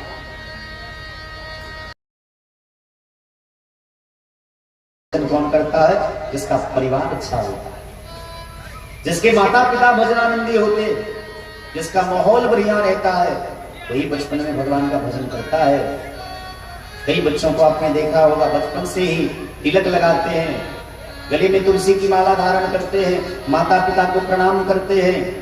माता पिता को ही बच्चा प्रणाम करता होगा, जो देखता होगा बचपन से कि मेरे माता पिता भी भगवान को प्रणाम करते, सास ससुर को दादा दादी को प्रणाम करते।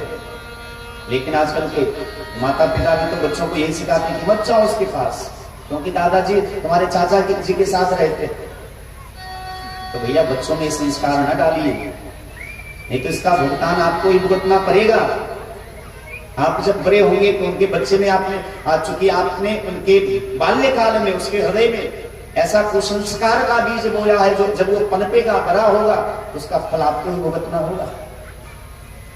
क्योंकि आपने तो बबुल का पेड़ लगाया, आपने पैर के भाव उसके हृदय में दिए, उसका फल तो आपको ही भुगतना होगा। आपने एक मूवी देखी होगी, जैसे करनी वैसे भरनी। आपने कहावत भी सुनी होगी, जैसे को तैसा। भैया बबूल का पेड़ लगाओगे तो आम के फल की चिंता न करो, तुम्हें बबूल का कांटा ही चुभेगा। और यदि तुम आम का पेड़ लगा रहे हो तो तुम्हें बबूल का कांटा कभी नहीं चुभेगा, आम का फल ही मिलेगा। इसलिए अपने बच्चों के हृदय में कुसंस्कार का बीज न बोइए, उसे अच्छा सिखाइए। जिसके माता पिता गुरुजन परिवार माहौल बढ़िया रहता है, उसका बच्चा भी बढ़िया होता है। आजकल के कई बच्चे होते हैं, खासकर ब्राह्मणों के लिए ये बात कह रहा हूं, और ये गांव पंडितों का गांव है, यहाँ एक मुझे लगता है कि प्रत्येक घर में एक एक पंडित अवश्य होंगे। मैं हाथ जोड़ करके आपके इस गांव के जितने भी लोग हैं सबसे प्रार्थना करता हूं कि कम से कम आप अपने बच्चों को ये जरूर सिखाइए कि वो शिखा रखे, सूत्र रखे। लेकिन दुर्भाग्य है कि पंडित जी सब संसार को तो बड़ा उपदेश देते हैं, लेकिन उनके बाल बच्चे न टिक्की रखते हैं न सूत्र धारण करते हैं। खरे खरे लघु शंका करेंगे और बोले कि फलना पंडित जी के बेटा है। भैया इससे बड़ा दुर्भाग्य हमारे समाज का और क्या हो। एक बार कहीं हम कथा कह रहे थे, एक पंडित जी जाने माने थे, अच्छे पंडित थे, वो अपने बेटे को लेकर के आए व्यासपीठ पर। हमसे वो बेटा को उन्होंने कहा कि प्रणाम करो व्यास जी को। प्रणाम किया। अपने बिहार की बात नहीं है कि हम बाहर कथा कह रहे थे। उनके पिता ने, पंडित जी ने मुझसे कहा कि व्यास जी आशीर्वाद दीजिए, बड़ा होकर के अच्छा आदमी बने। हमने कहा कि अच्छा आदमी तब बनेगा जब इसका संस्कार अच्छा हो, और संस्कार तब होगा जब संस्कृति की रक्षा होगी। और संस्कृति की रक्षा का भार माता पिता के ऊपर है, बुजुर्गों के ऊपर है, श्रेष्ठ जनों के ऊपर है। इस समाज के एक एक व्यक्ति के ऊपर यह दायित्व है वो अपने संस्कार की रक्षा करे, अपनी सभ्यता की रक्षा करे, अपनी परंपरा की रक्षा करे, अपने धर्म की रक्षा करे। धर्मो रक्षति रक्षितः, जो धर्म की रक्षा करता है संसार में वही सुरक्षित रहता है। जो धर्म की रक्षा नहीं करता है वो कभी सुरक्षित नहीं रहता। इसलिए धर्म की रक्षा करिए। और इसे संस्कृत पढ़ाइए, मैंने ऐसा कहा तो जानते हैं पंडित जी ने क्या कहा? राम राम राम राम। व्यासपीठ से हम पंडित जी होकर के बहुत पछता रहे। यदि किसी को बुरा लगे तो बुरा लगे, मुझे कोई फर्क नहीं पड़ता। मुझे सच कहने में कोई फर्क नहीं पड़ता। एक आपको बुरा लगने के लिए मैं संसार के हर एक लोगों को कहने से वंचित नहीं रहूंगा। मैं कहूंगा यदि आप पंडिताई की कमाई खाते हैं, आप पूजा पाठ करके अपने परिवार का पालन पोषण करते हैं, तो आप अपने बच्चों को संस्कृत पढ़ाइए, नहीं तो इसका फल आपको भुगतना पड़ेगा। तो भैया नमक हराम नहीं बनना चाहिए। हम यदि संस्कृत की कमाई खाते हैं तो अपने बच्चों में संस्कार का बीज बोइए। मैं अंग्रेजी का विरोध नहीं करता, मैं भी अंग्रेजी पढ़ता हूं, मुझे पढ़ना भी चाहिए। और जमाने के हिसाब से जैसे बहे बयार तैसे पीठ ओढ़िए।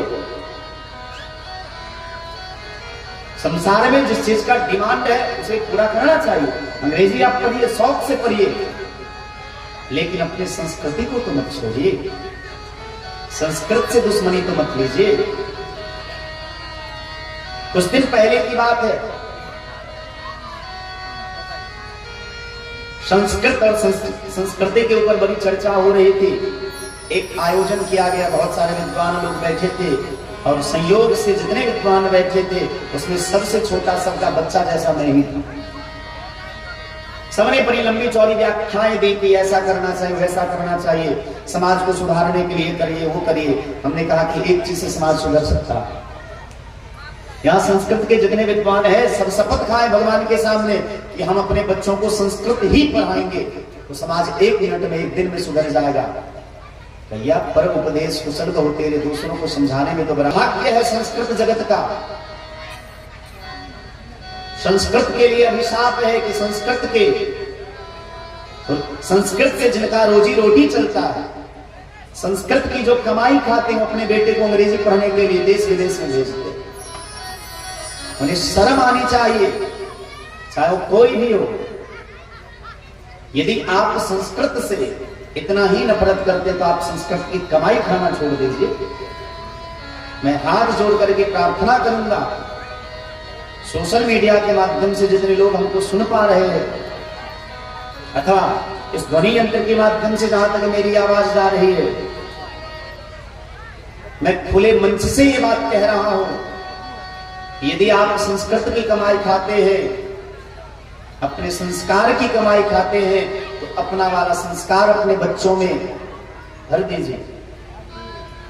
मैं अंग्रेजी का, उर्दू का, किसी भी भाषा या किसी भी जाति का कोई विरोध नहीं करता,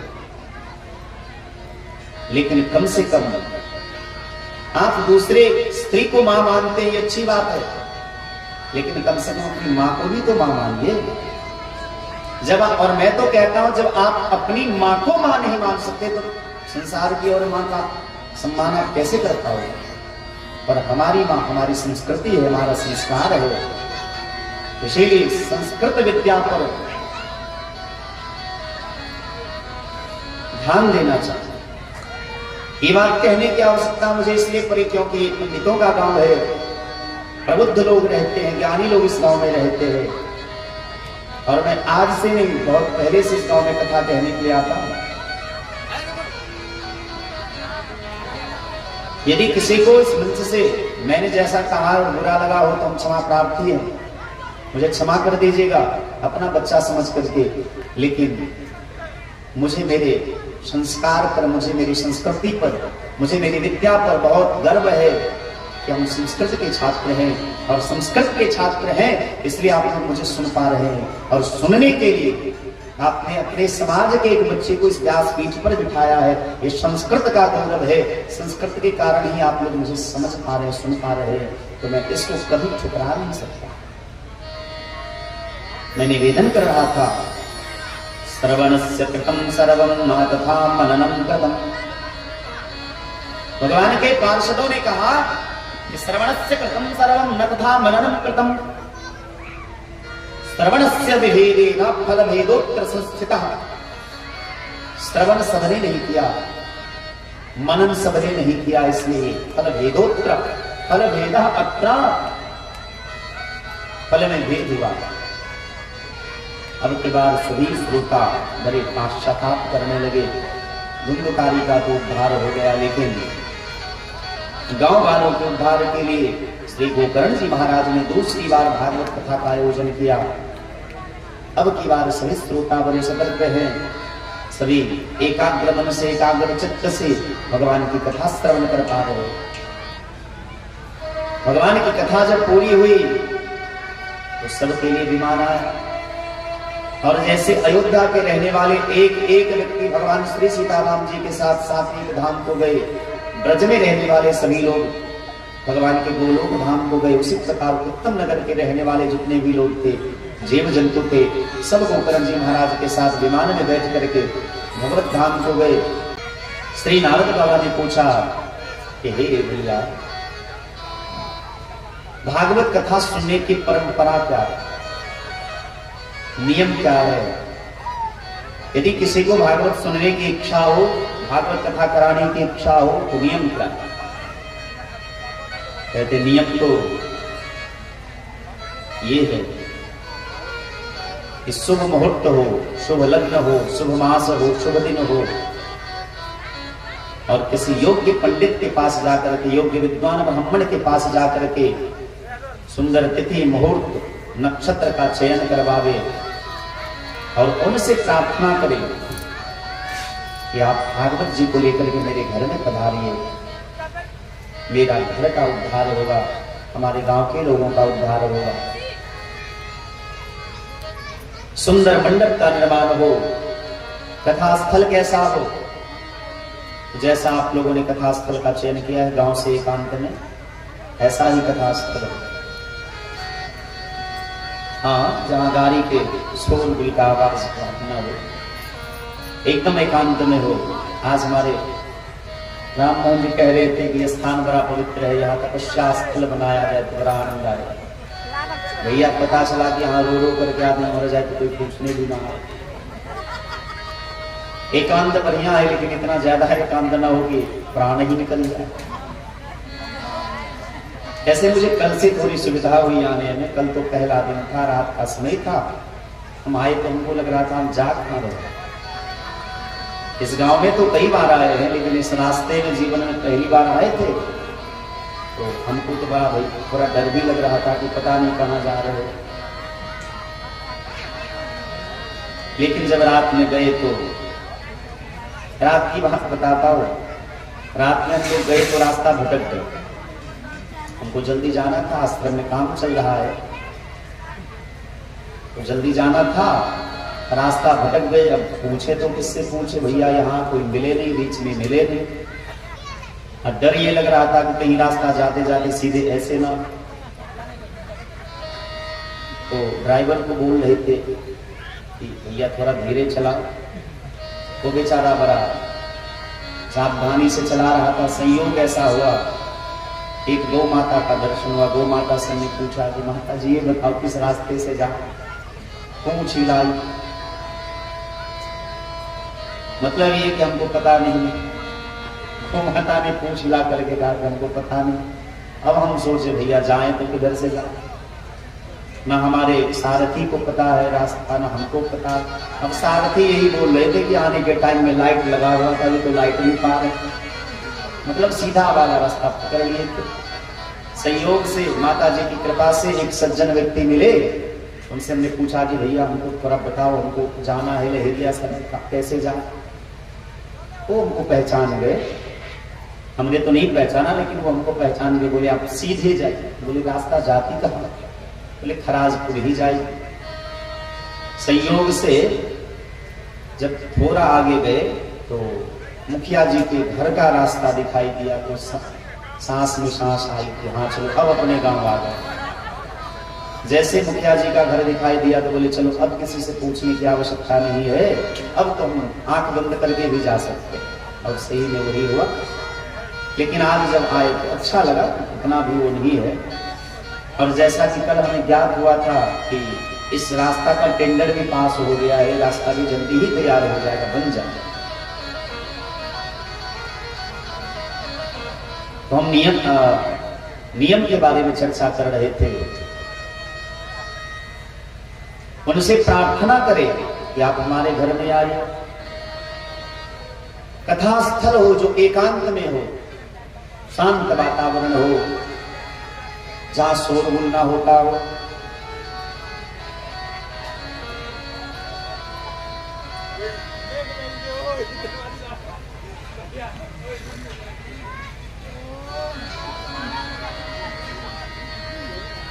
मंडप को बढ़िया से सजाना चाहिए, बंधन बार से, केले के खंभ से,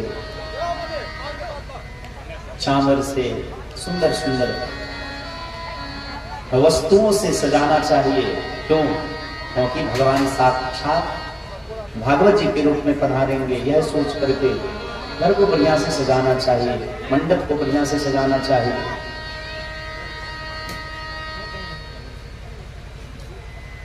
और जब मंडप सज के तैयार हो जाए तो कथा से एक दिन पूर्व ही, सभी लोग ध्यान से सुनिएगा, कथा से एक दिन पूर्व ही छौर कर्म करा लेना चाहिए।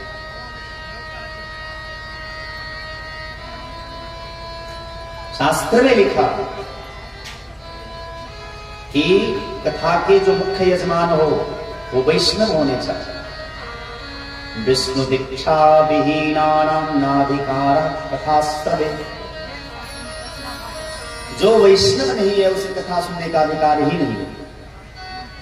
इसलिए यजमान को वैष्णव होना ही चाहिए, दूसरा कोई विकल्प नहीं। और ये बात हम नहीं कहते, शास्त्र कहता विष्णु दीक्षा विहीनानां नाधिकार कथाश्रवे। नाधिकार कथाश्रवे, उसे कथा सुनने का कोई अधिकार नहीं है।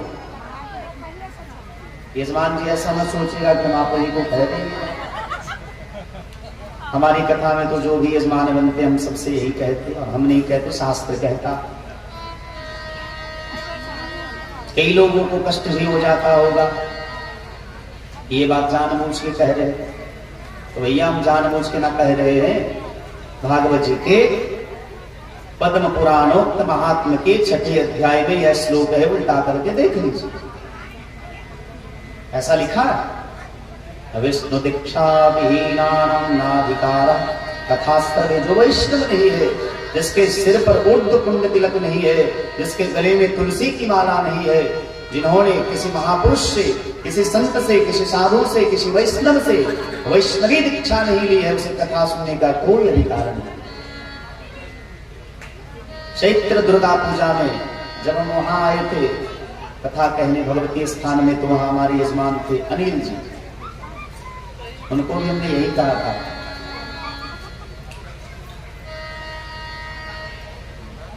तो उन्होंने तो कहा था कि जल्दी वैष्णव हो जाएंगे, पता नहीं हुए कि नहीं। मुखिया जी हुए नहीं, होंगे भी नहीं, पता है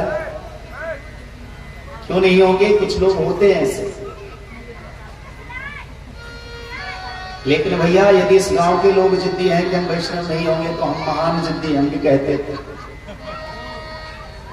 ऐसा कोई ना सोचे कि श्रवणदास जी को हम नाना कह करके हरा देंगे, हम हारने वाले में से नहीं है। हमको या तो मत बुलाइए,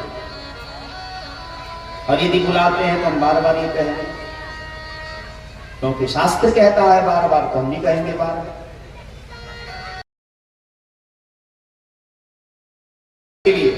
आपके ठकुर सुहाती बात कहने के लिए हम नहीं आते।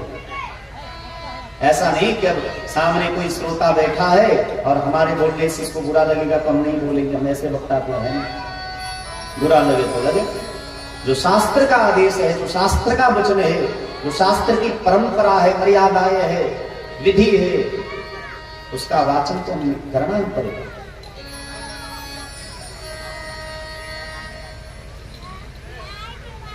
जिस दिन कथा प्रारंभ होने वाला हो, ब्रह्म मुहूर्त वेला में ही उठ जाए और उठ करके सबसे पहले स्नान आदि क्रियाओं से निवृत्त होकर के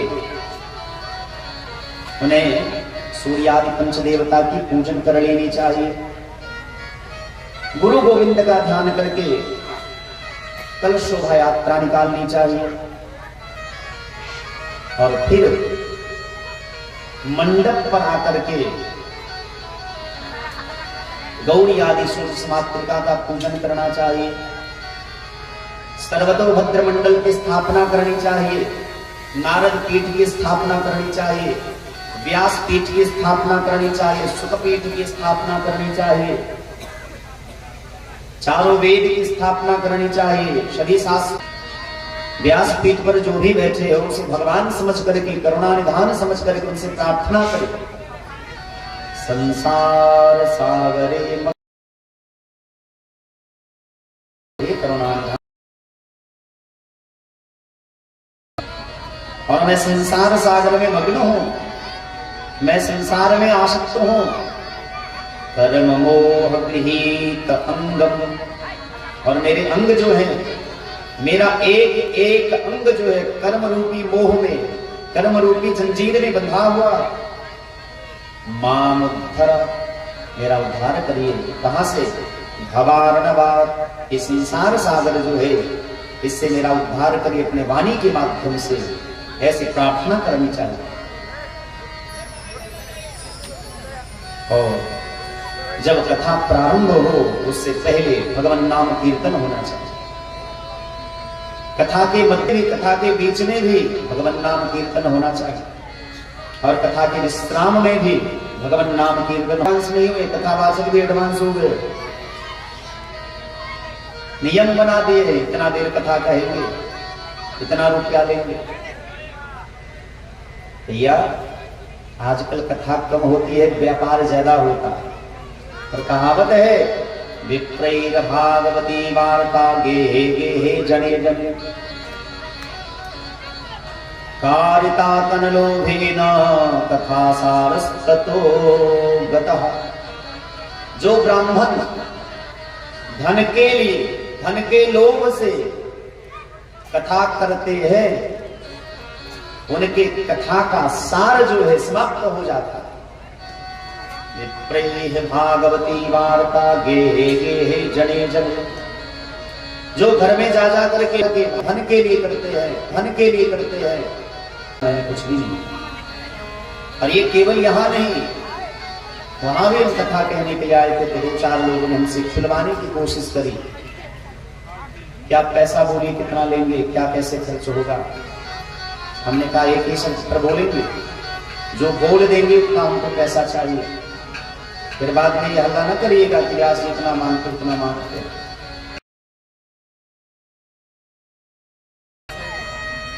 आपको आश्चर्य थोड़ा लगेगा लेकिन ये झूठी बात नहीं है।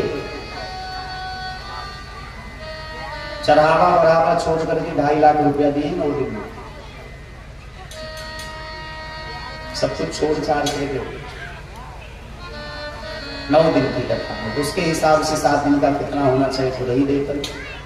इतना गणित तो कमजोर होगा नहीं किसी का। लेकिन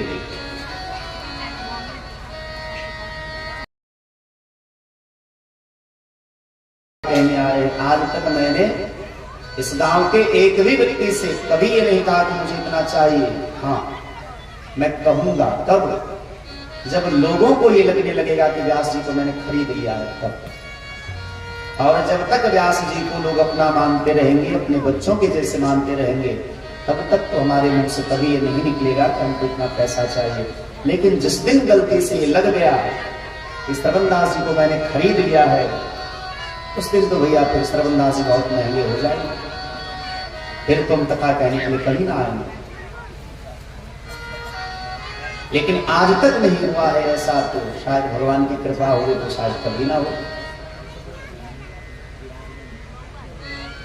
श्रद्धा पूर्वक हमसे हमारे व्यक्ति थे हमारे बगल में, जो हमारे इनको अब नाम कह ही देते हैं, रोहित जी बगल में बैठे थे। ये सुन रहे थे कि पंडित जी से हम बात कर रहे थे। उन्होंने बड़ी विनम्रता से यह कहा कि व्यास जी आपको कथा कहनी है वहां। तो मैंने कहा ठीक है, आप तार्जन है, आप जैसा आदेश देंगे। उससे कुछ ही दिन पहले एक कथा के लिए कोई हमसे बात कर रहे थे, 1,51,000 रुपया दे रहे थे। मैंने उनको मना कर दिया। तो ये हमसे पूछते हैं कि व्यास जी ये बात उनको समझ में नहीं आई कि आप 1,51,000 में नहीं जा रहे और बहुत कम रुपया में आप वहां कथा कहने के लिए जा रहे, जहां आकाश पाताल का फर्क है। मैंने कहा देखो भैया, वो जो कहे थे उनका स्थान अलग था और ये जो कह रहे हैं इनका स्थान अलग है। सबके स्थान की एक गरिमा होती है, एक मर्यादा होती है, एक भाव होता है।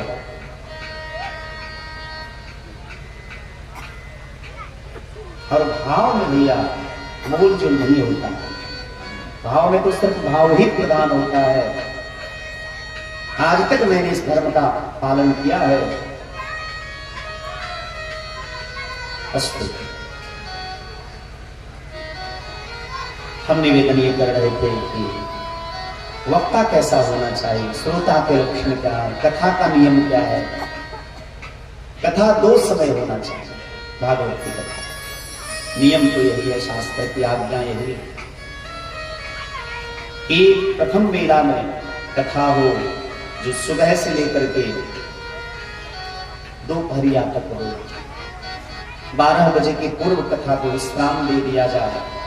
इसको टिफिन कहते हैं, अपनी सांसारिक भाषा में लंच कहते हैं। ऐसे पूरा विश्राम दिया जाए और पुनः संध्याकालीन वेला में कथा हो और सूर्यास्त के पूर्व ही कथा विश्राम हो जाना चाहिए, ये नियम है। लेकिन आजकल ऐसा कहाँ होता है, विश्राम होना हो लेकिन कथा प्रारंभ जो है सूर्यास्त के पूर्व ही हो जाना चाहिए, नियम है। और कथा के प्रारंभ में भी भगवान नाम कीर्तन हो, कथा के मध्य में बीच में भी भगवान नाम कीर्तन हो, और कथा के विश्राम में भी भगवान नाम कीर्तन हो। क्यों? क्योंकि सर्वं करोति निश्चित्रम नाम कीर्तनम तव,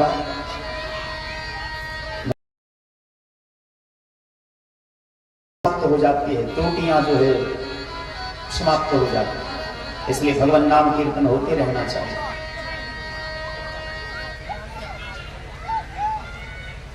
ये तो वक्ता का लक्षण है। वक्ता होने कैसे चाहिए? तो सबसे पहला विरक्तो वैष्णवो विप्रः। भागवत कथा कहने वाले कौन हो? सबसे पहला विरक्त होना चाहिए, फिर वैष्णव होना चाहिए, तीसरा विप्र होना चाहिए, मतलब यज्ञोपवीत संस्कार युक्त हो। विरक्तो वैष्णवो विप्रः। आजकल तो महाराज कथा की क्या ही बात करें, जिसका मन किया व्यासपीठ लगाया, व्यासपीठ पर बैठ करके कथा बांट रहा है। भगवान का कथा कीर्तन करना कोई बुरी बात नहीं है, लेकिन यदि आनुष्ठानिक रूप में कथा करते हैं तो शास्त्र की एक मर्यादा है, एक विधि है, उसका पालन करना चाहिए। नहीं तो कथावाचक का भी नाश होता है और श्रोता का भी नाश होता है। विरक्तो वैष्णवो विप्रः। कथा कहने वाला विरक्त होना चाहिए, वैष्णव होना चाहिए और विप्र होना चाहिए। वेद शास्त्र विशुद्धिकृत, और वेद शास्त्र का उसे संगत ज्ञान हो। दृष्टांत कुशलो धीरो, और दृष्टांत देने में, उदाहरण देकर के समझाने में परम कुशल हो। वक्ता कार्यो तिरस्प्रिय, वक्ता को निर्लोभी होना चाहिए, वक्ता को लोभ नहीं होना चाहिए। यदि कोई वक्ता बहुत ज्ञानी है, बहुत धर्मात्मा है, लेकिन स्त्रीण है, स्त्रियों से बहुत उसका लगाव है, त्याग जस्ते यदि पंडिता, ऐसे वक्ता का त्याग कर देना चाहिए, क्योंकि वो कथा मंच पर बैठ करके संसार की चर्चा अधिक करेगा। यदि स्त्रीण है, पाखंडी है, तो ऐसे वक्ता का त्याग कर देना चाहिए, ज्ञानी होते हुए। बोले महाराज श्रोता का लक्षण क्या है? तो सबसे पहला लक्षण है श्रोता वैष्णव होना चाहिए, उनके गले में तुलसी की माला होनी चाहिए, उर्द पुंड तिलक होना चाहिए। तो तिलक लगाइए, उर्द पुंड तिलक लगाइए। ठीक है, आप हमारे गार्जियन हैं, आप हमसे बुजुर्ग हैं, लेकिन आपने अपने बालक को इस पीठ पर बिठाया है, तो ये बालक आपसे निवेदन कर रहा है, तो उर्द पुंड तिलक लगाइए, गले में तुलसी की माला धारण करिए। क्योंकि आज हो कल हो आपको तुलसी की माला का सहारा लेना ही पड़ेगा, आप उससे मुंह नहीं मोड़ सकते। मरते समय में भी और मरने के बाद भी आपको तुलसी का सहारा लेना ही पड़ेगा। एक संत कहते हैं, वैष्णव हो मये पर नर शरीर पौले तो वैष्णव हो मये पर, वासव झूठे कहला, पंडित वासव झूठे कहला, तखन मुझ पर तो वैष्णव हो मये पर। इसलिए हाथ जोड़ के प्रार्थना करते हैं, वैष्णव होइए। अच्छा, जब वैष्णवता की बात आई है तो कम से कम इतना तो बता दीजिए कि यहाँ कितने लोग वैष्णव हैं जो तुलसी की माला धारण करते हैं? एक पीछे, हाँ, अरे बबुआ तुम लोग खा जाने वाले, वैष्णव किसको कहते हैं? अच्छी बात है। अच्छा एक बात बोलिए, होइए कि ना होइए ये तो बात की, हाथ उठा हुआ है तो उसको भी साथ ही ले चलेंगे। बबनी तू ना उठावा हो,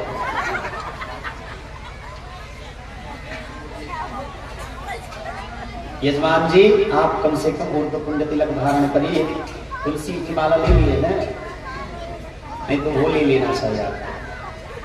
और बड़ा सुंदर लगा। आप बड़े स्नेही हैं कथा के। मैंने अनुभव किया है 2 दिन की कथा में, आपके शरीर में तकलीफ होने के बाद भी, मैं जानता हूँ आपको बैठने में थोड़ी तकलीफ होती है, लेकिन एक चीज मैंने नोटिस किया है कि आप कथा से इधर उधर नहीं होते। आपका ध्यान पूरा, जब भी मैं आपकी तरफ देखता हूँ तो आप मेरे तरफ देखते रहते। इसका मतलब है कि कथा से आपको बड़ा स्नेह है, कथा बड़ी सावधानी से आप सुनते हैं। आज न कल वैष्णव तो होना ही है, तो कल करे सो आज कर, आज करे सो अब पल में परले होंगे, बहुत करोगे कब।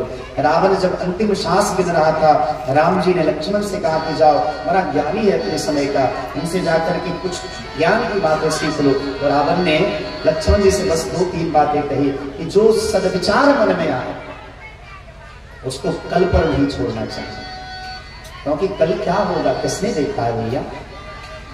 कल का सूरज हम देखेंगे कि नहीं देखेंगे, इसकी क्या गारंटी है।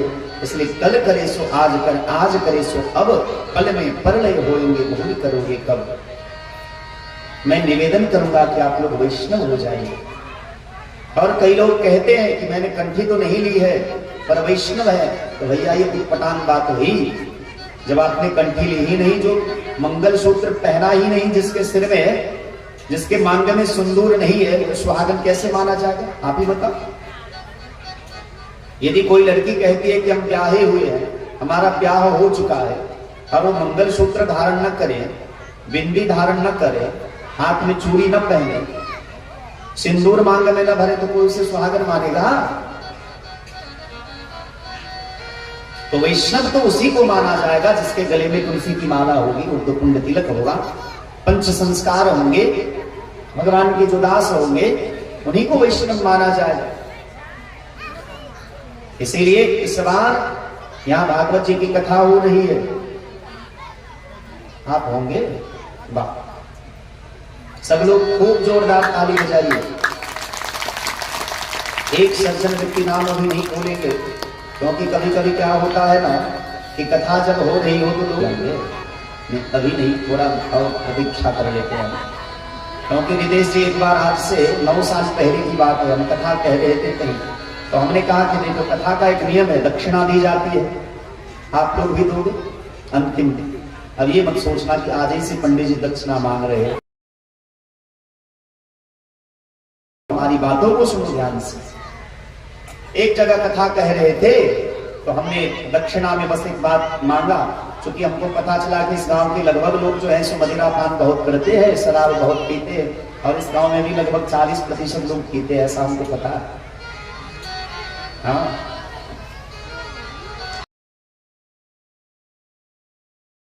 एक आदमी उठा और अपना चिनौटी ही कहते हैं जिसको तंबाकू चून रखते हैं, हाँ, वो लेकर के आए, व्यासपीठ पर चढ़ा दिए, गुस्सा से वही खाए। 10-12 लोग उस गांव में हुए और बोल रहे थे कि कोई नशा नहीं छोड़ेगा तो एक व्यक्ति नशा भी त्याग दे।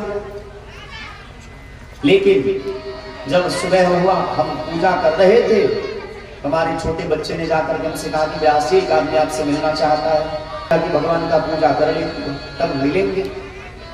आदमी फिर हमारा बोलने आया कि व्यास जी बहुत जल्दी। हमने कहा भैया 5 मिनट और बिताओ, ठाकुर जी 10 मिनट। उतरा नहीं है, चुनौती नहीं देंगे, वो खाएंगे नहीं 2-4 जन, 80 चुटकी 90 ताल तक जानो ठेली का है, ये रहेंगे, कभी किसी परिस्थिति में बदलने वाले नहीं है। तो रितेश जी ने कहा है कि हम वैष्णव हो जाएंगे, इसलिए हम पीछे भाग रहे थे कि भैया अब हमसे मंत्र दिया हुआ ना होगा। थक जाते थे मंत्र देते देते, कितना मंत्र देते हो, मैं भूल भी नहीं सकता। मुझे आज भी वो क्षण अभी याद है जब हम आ रहे थे 11 तारीख को, उस कथा के जो सबसे अगुआ थे, जिनको हम बउआ कहते थे, ये तो लगभग 75 साल के, लेकिन गांव में सब लोग भी कुछ कह नहीं पाता, बस उसकी आंखें कहती है, आंखों में बातें हो जाती है। और वही हुआ, जब हम आ रहे थे तो हमने भी कुछ क्या हो गई थी, हम अपने सारथी को कह रहे थे गाड़ी आगे बढ़ाओ, और वो कहूंगा फिर जाऊंगा, लेकिन विचार किया कि नहीं, यदि दोबारा चला जाता हूं तो और कमजोर हो जाएंगे। और मैंने भी पत्थर रखा दिल पे करके बुजुर्ग व्यक्ति तक, हमारा जीवन में कभी नहीं भूल सकते। ऐसे तो श्रेय हर जगह मिलता है हम लोगों को लिए, इस व्यासपीठ से कहते हुए मुझे गर्व हो रहा, बहुत अच्छा लगा। यदि आप संख्या बढ़नी चाहिए, आप लोग वैष्णव होइए, दीक्षा लीजिए, तो ये अच्छी बात है। आइए 2 बार भगवान नाम कीर्तन, फिर आगे की कथा हम श्रवण करेंगे। नाथ नारायण वासुदेवा कृष्ण गोविंद हरे मुरारी वासुदेवा हे रघुनारायण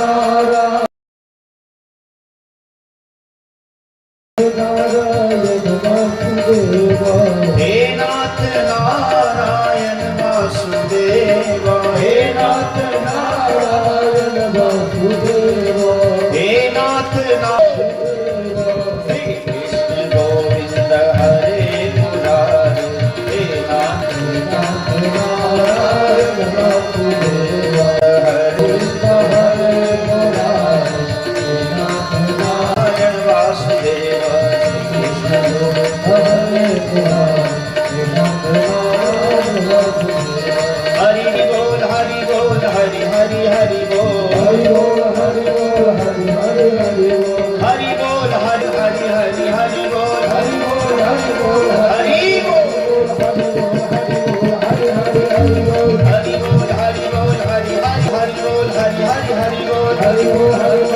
प्रसाद समिति के अध्यक्ष आचार्य श्री मणिन्द्र मिश्र जी आए हैं और उनके साथ श्री चौधरी हेमचंद्र राय जी आए हैं।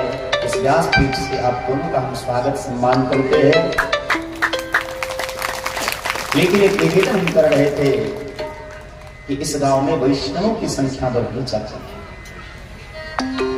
अब मुझे बड़ा हर्ष हुआ जब रितेश जी आपने हाथ उठा करके यह कहा कि हम वैष्णव होंगे।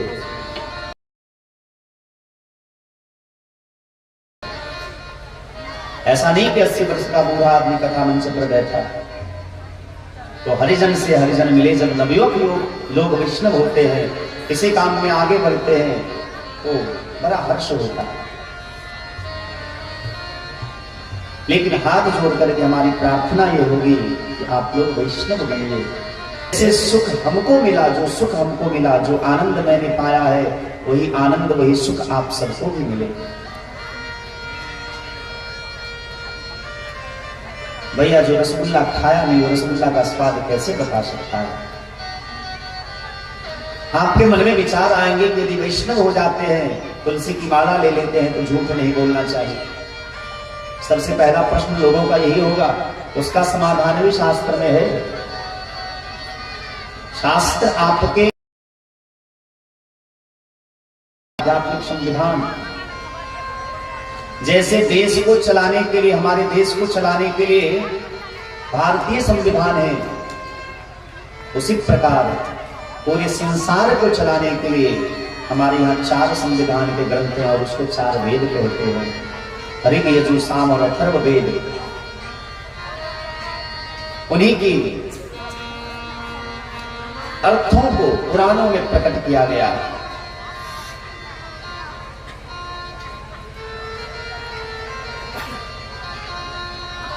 लोगों के मन में प्रश्न होगा कि यदि हम कंठी ले लेते हैं, माला ले लेते हैं, तो हमें झूठ नहीं बोलना। कोई बात नहीं, अच्छी बात ये भाव है। लेकिन कुछ स्थल ऐसे हैं, कुछ जगह ऐसे हैं जहां झूठ बोलने में कोई आपत्ति नहीं है। कौन कौन से स्थान है वो? स्त्री सुनर्म विवाहे, स्त्री सु, यदि पत्नी से झगड़ा हो जाए तो पत्नी को मनाने के लिए आप उसकी खूब बड़ाई करिए। हाँ, भले चुड़ैल जैसे दिखने में हो, लेकिन उसको बोलिए आहा आप तो चंद्रमुखी है। भले उसकी आंखें अच्छी ना हो, आप बोलिए आहा आपकी आंखें कितनी अच्छी है। भले उसका मुंह बढ़िया ना हो, लेकिन बोलिए आप तो बड़ी सुंदर लग रही है। और यदि किसी स्त्री की खूब बड़ाई करिए कि आप बड़ी सुंदर लग रही हैं, आपकी आंखें बड़ी सुंदर है, आपके नाक बड़े सुंदर है, आपके होठ बड़े सुंदर है, तो आप लिख के रख लीजिए। आपके चले जाने के बाद आईने के सामने हो जाएगी, देखेंगे क्या सच सुंदर है। हाँ, ऐसा होता। कई लोगों का ये स्वभाव होता है। तो भैया स्त्री को प्रसन्न रखने के लिए कहने का भाव यह नहीं है कि आप चुड़ैल जैसी जो स्त्री है उसको खूब बड़ाई करिए। कहने का भाव यह है सब कुछ ठीक ठाक चले, सब लोग मिलजुल करके रहें। उसके लिए भी कदाचित आपको झूठ बोलने की आवश्यकता पड़े, वो झूठ नहीं है। ये भाव नर्म विवाहे किसी के बेटी के विवाह में यदि झूठ बोलना पड़े और हमारे झूठ बोलने से उसका विवाह संपन्न हो जाता है, किसी का जिंदगी बच जाता है, तो झूठ बोलना कोई पाप नहीं है। और ऐसा भागवत के 8वें स्कंध में लिखा है। आप ये मत सोचिएगा कि हम अब कुछ श्लोक तो ऐसे ही बोल रहे हैं। आपको यदि प्रमाण चाहिए तो आप भागवत जी के 8वें स्कंध को उल्टा करके देख लीजिए। बलि बामन के संपादन में स्त्री सुनर्म विवाहे च वृत्यर्थे, और जो आजीविका है, हमारी जो भी आजीविका है, कोई खेती करता है, कोई वैश्य बनिया का काम करता है, कोई हर आदमी का अपना अपना व्यवसाय है। व्यवसाय में यदि थोड़ा बहुत झूठ बोलना पड़े तो झूठ नहीं होता। इसीलिए स्त्री सुनर्म विवाहे च वृत्यर्थे प्राण संकटे, और प्राण यदि संकट में हो वहां झूठ बोलना कोई निंदनीय नहीं है। गो ब्राह्मणार्थे हिंसाया, यदि गाय और ब्राह्मण के ऊपर हिंसा हो रही है, अत्याचार हो रहा है, और हमारे झूठ बोलने से वो अत्याचार रुक सकता है, रोका जा सकता है।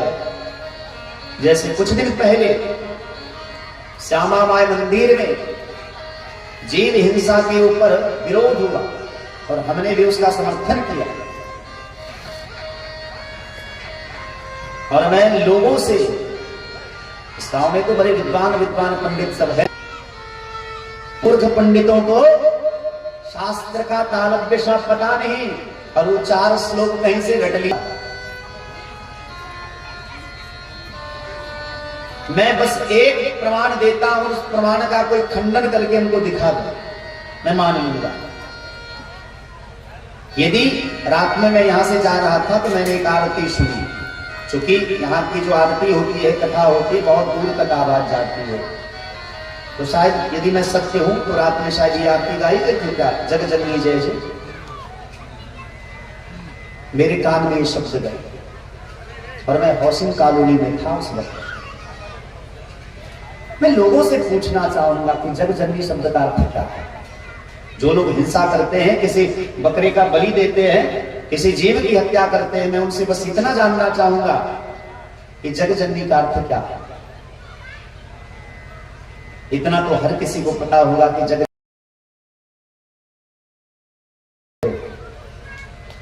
जगत में जितने भी जीव हैं सबकी मां वो है।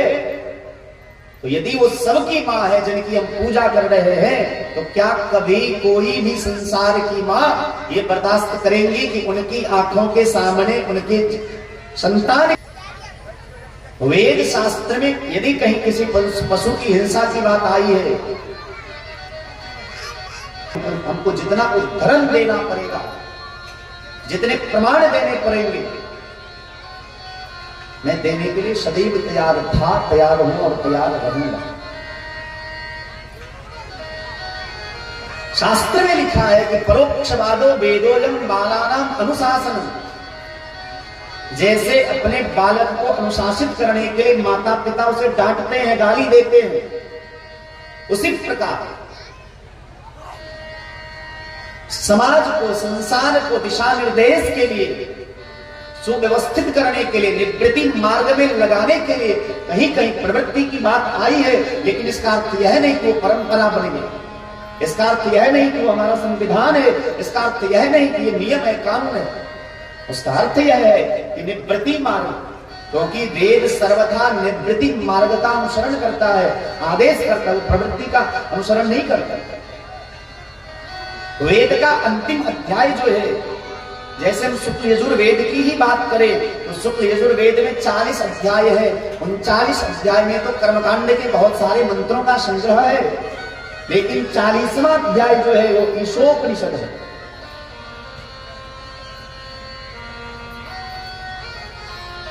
और उपनिषद माने वेदांत होता है, और वेदांत का वाक्य है अहिंसा परमो धर्मः।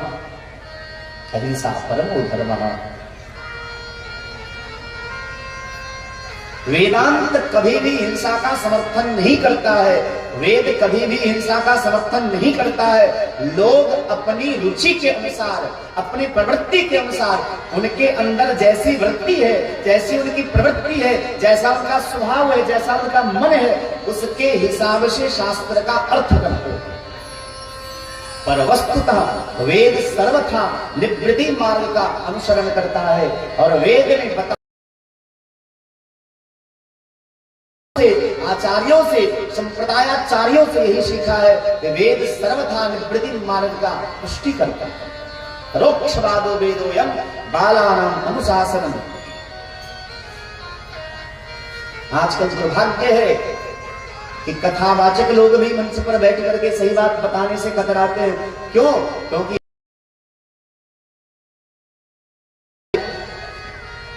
ऐसे यजमान को आग लग जाए जिनको सत्य सुनने की शक्ति ना, वो फिर यजमान बने ही ना, वो कथा कराए ही ना। क्योंकि शास्त्र जो है सीधी बात करता है, ये ठाकुर सुहाती वाली बात नहीं करता है। शास्त्र किसी एक व्यक्ति के लिए नहीं, शास्त्र संपूर्ण समाज को सुव्यवस्थित करने के लिए, संपूर्ण समाज के कल्याण के लिए बना है। भागवत किसी श्रवणदास के लिए नहीं, किसी खुरखुर बाबा के लिए नहीं, मुनिंद्र जी के लिए नहीं, से चलाने के लिए बना है। तो शास्त्र की बात करने वाले धर्माचार्यों को, शास्त्र की बात करने वाले कथावाचकों को अस्तु, यदि किसी को मेरी वाणी से ठेस पहुंचा हो तो क्षमा करिएगा। उसके एक एक गांठ में रस रहता है। उसी प्रकार जिस प्रकार से हर एक लकड़ी में आग रहती है, उसी प्रकार एक भगवान जब हृदय में वास कर रहे हैं तो दूसरे सामने वाले भगवान को, एक भगवान को मार करके तो भगवान कैसे प्रसन्न हो सकते? अभी ये सब केवल पाखंड। किसी जीव की हत्या नहीं करनी चाहिए। यदि हत्या करनी है तो हमारे अंदर जो कुप्रवृत्तियां है, कुरीतियां है, जो अवगुण है, जो दोष है, जो कमियां है, उसका त्याग करना चाहिए। मैं ना तो बीजेपी पक्ष के हूं, ना तो जदयू पक्ष का। चाहे वो बीजेपी 2 महीना 3 महीना पहले जदयू वाले बीजेपी वाले को गरिया रहे थे और बीजेपी वाले जदयू वाले को गरिया रहे थे। ससुरा दो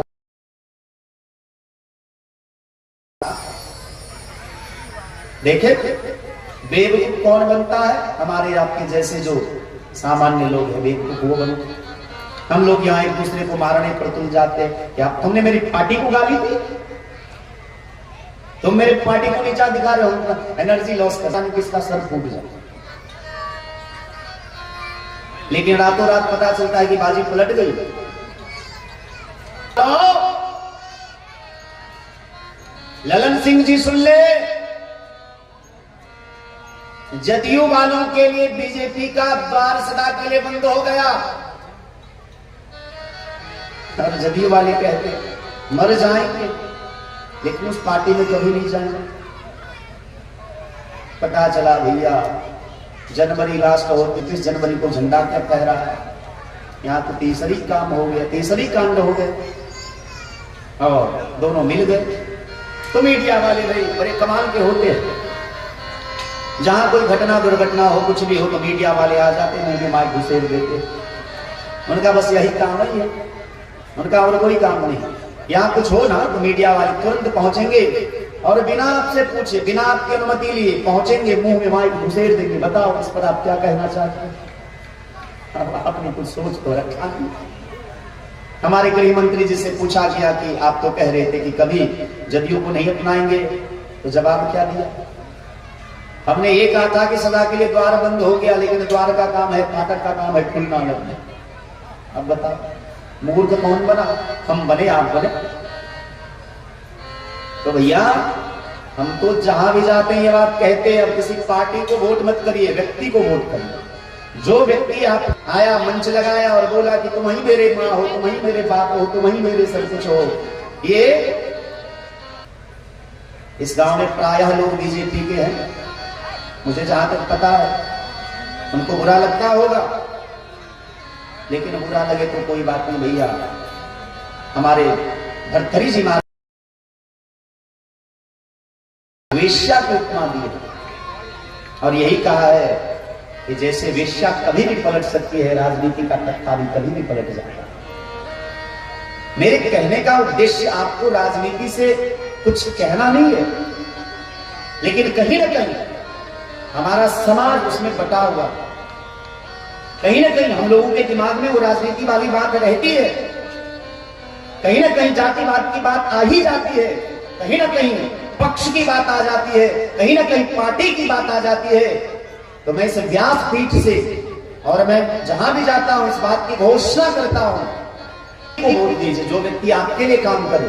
मेरा ही है, बाद में फोन भी नहीं उठाएगा, आपको पहचानने से भी इनकार कर देगा। थोड़ा बदलिए, नहीं तो आजकल के वातावरण, राजनीतिक जो माहौल है आप सभी जानते होंगे। हमारे यहां एम्स बनने के वादे किए गए, सभी पार्टी के लोगों ने एक मत से स्वीकार कर लिया, नहीं लगने लगा। आज से कुछ दिन पहले, और आप लोगों को ये बात इस व्यासपीठ से इसलिए कह रहा हूं क्योंकि आप धकेल देंगे। यदि इसी तरह आप अंधाधुन आंख बंद करके ये सब राजनीति का खेल चलता रहा ना, फिर हमारा समाज, हमारा बिहार कभी बदलने वाला नहीं है भैया। और फिर जो दिन आप देख रहे हो, जो दुख आप भोग रहे हो, कल आपका बेटा, आपका बेटी यही दिन देखेगा, उसको भी यही दिन देखना पड़ेगा, क्योंकि आपने उसी लायक समाज को बनाया। क्योंकि बिहार की सरकार ने डीएमसीएच में पहले एम्स बनने का निर्णय हुआ, वहां एम्स बनेगा। बाद में पता नहीं उन लोगों में क्या हुआ, फिर से वो जगह चेंज हो गया। बाद में विचार हुआ कि शोभन मोड़ में, शोभन वाला रास्ता में बनेगा। तो चूंकि हमारे बिहार के सरकार जो भी मुख्यमंत्री महोदय है वो हमारी पार्टी में नहीं थे, बीजेपी वालों को लगा के ये जगह नहीं बनेगा। और अभी जब आज मैंने पेपर में पढ़ा, अब जब बीजेपी से जाके जदयू मिल गया है, तो आज मैंने पेपर में पढ़ा कि एम्स वही बनेगा। तो बताओ ये मूर्ख बनाना हुआ कि नहीं? हाँ, हमारा समाज भैया कब तक मूर्ख बनता रहेगा? हम कब तक मूर्ख बनते रहेंगे? आपने तो अपनी जिंदगी जी ली, आपने तो 40, 50, 60 साल की उम्र जी ली। आपके बच्चे भी 10 साल, 15 साल, 20 साल के हैं, अभी उनका भविष्य जो है बाकी है। इसलिए हाथ जोड़ के वर्ष इतनी प्रार्थना करेंगे कि हम अच्छे लोगों को वोट दें, अच्छे लोगों को चुन करके लाएं। ऐसा करने से अच्छा कोई बात नहीं, कोई बात नहीं, हाँ ठीक है श्रीमान जी, नहीं कोई बात नहीं, कोई बात नहीं, ठीक है, भागवत की ही चर्चा होगी। हाँ ठीक है, हाँ मैं समझ गया।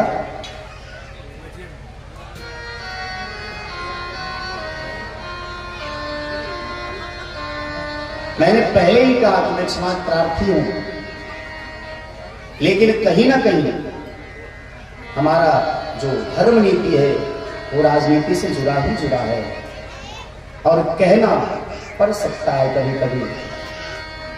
मैं जानता हूं कि कई लोगों को बुरा लगेगा, बुरा लगा भी होगा, जायज भी है,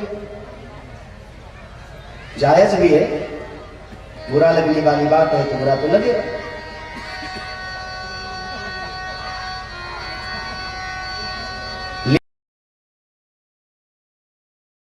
हमारा अधिकार होता है कि आपको अपने समाज की स्थिति से थोड़ा अवगत करा दो। और ये परंपरा आज से नहीं, बहुत पहले से चलती आ रही है। जब अयोध्या में षड्यंत्र चलने लगा कि राम जी राजगद्दी पर बैठे या भरत, जब दो पक्ष के लोग हो गए, उस समय में भी व्यासपीठ ने ही उसको संभाला। और उस व्यासपीठ पर कौन बैठे थे? इस दुनिया के सबसे पहले ब्रह्मर्षि वशिष्ठ जी ने इस चीज को संभाला था। राम जी वन में थे, भरत जी सभा में बैठे थे। राजा का पद सुना हो चुका था, निर्णय हो रहा था कि कौन राजा बने। तो कुछ लोग कह रहे थे कि राम जी जब 14 वर्ष के बाद आएंगे तो राजा बनेंगे, पर कुछ लोग कह रहे थे कि नहीं, राजा की अंतिम इच्छा थी कि भरत ही राजा बने। और वशिष्ठ जी ने देखा कि आपस में लड़ाई हो जाएगी, तो वशिष्ठ जी ने उस चीज को संभाला था। तो जिन लोगों को ये लगा हो कि श्रवणदास जी मंच पर बैठकर कैसी चर्चा क्यों कर रहे हैं, मैं उनसे निवेदन करना चाहूंगा, उनके चरणों में प्रार्थना करना चाहूंगा विनम्रता पूर्वक कि व्यासपीठ का आज के समय में ये अधिकार है, उनका कर्तव्य है, और किसी एक के कह देने से भैया हाँ बुरा लगा है तो मैं क्षमा प्रार्थी जरूर हूं, लेकिन व्यासपीठ का ये स्वतंत्र अधिकार है और आप इस चीज को नहीं झुठला सकते। क्योंकि जिस मंदिर की बात करते हैं उस मंदिर का निर्माण भी व्यासपीठ के कारण ही हुआ है। उस व्यासपीठ पर बैठने वाले जगत के तथ्य पर ही अयोध्या में राम मंदिर बना, किसी राजनेता के प्रमाण के आधार पर नहीं बना। तो व्यासपीठ का कहने का ये अधिकार है। मैं यही कहकर के बस आपसे एक विनम्र प्रार्थना करना चाहूंगा, यदि बुरा लगा हो तो मेरी बात मुझे लौटा दीजिएगा और दोबारा मुझे कथा करने के लिए ना बुलाइएगा इस गांव में। यदि किसी को बुरा लगे कि श्रवणदास जी ऐसा बोलते हैं तो इस गांव पूरी चुकी है, मेरी आवाज पूरी गांव जाती होगी, और मुझे दोबारा ना बुलाइएगा, कभी हाथ जोड़ के कहते हैं। फिर तो और भी संसार में बहुत कथावाचक है, उनको बुला लीजिए। हम तो भैया प्रेशर में कथा नहीं कह सकते। हमको कोई ये कहे कि आप ये बोलिए या वो बोलिए, तो ऐसे हालत में हम कथा नहीं कह सकते। अस्तु, और यदि बुरा न लगा हो तो हृदय में रखिएगा, बुरा लगा हो तो 5 दिन कथा और शेष है। 5 दिन के बाद जब हम जाने लगेंगे तो हमें लौटा दीजिएगा, हम अपनी झोली में रख लेंगे। हम लोगों का झोली बहुत बड़ा है। हम पचाड़ी महंत सरकार के चेले हैं, और पचाड़ी महंत पूरे मिथिलांचल का आचार्य गद्दी है। 368 स्थान की आचार्य पीठ पर आसीन है हमारे गुरु जी पूज्य श्री मौनी बाबा। हम उनके शिष्य हैं।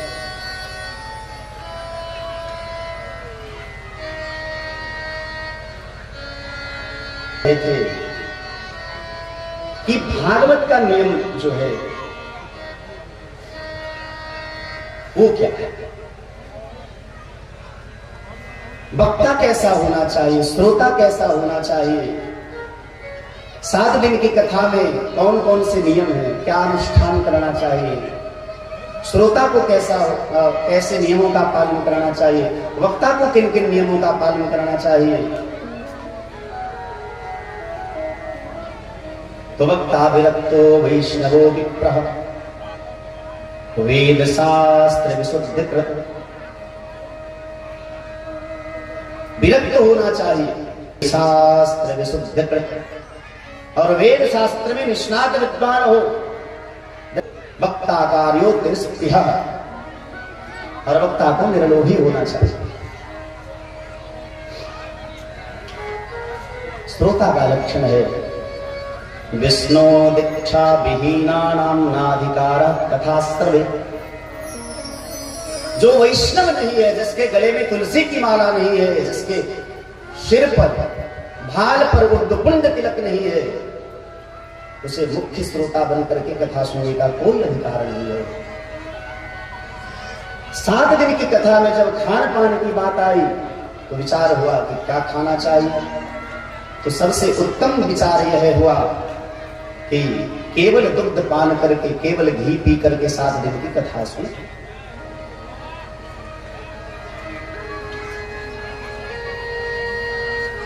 और जब ये संभव ना हो तो केवल फल खा करके कथा श्रवण करे, और यदि ये भी संभव ना हो तो भोजनम तो वरम मन्ये कथा श्रवण कारकम नोपवासो वरः प्रोक्तो कथा विघ्न करो। यदि आप फलहार कर रहे, दुग्धाहार कर रहे, घृताहार कर विघ्न करो, यदि उपवास किए हुए हैं और कथा में विघ्न हो रहा है तो फिर ऐसा उपवास मत करिए भाई।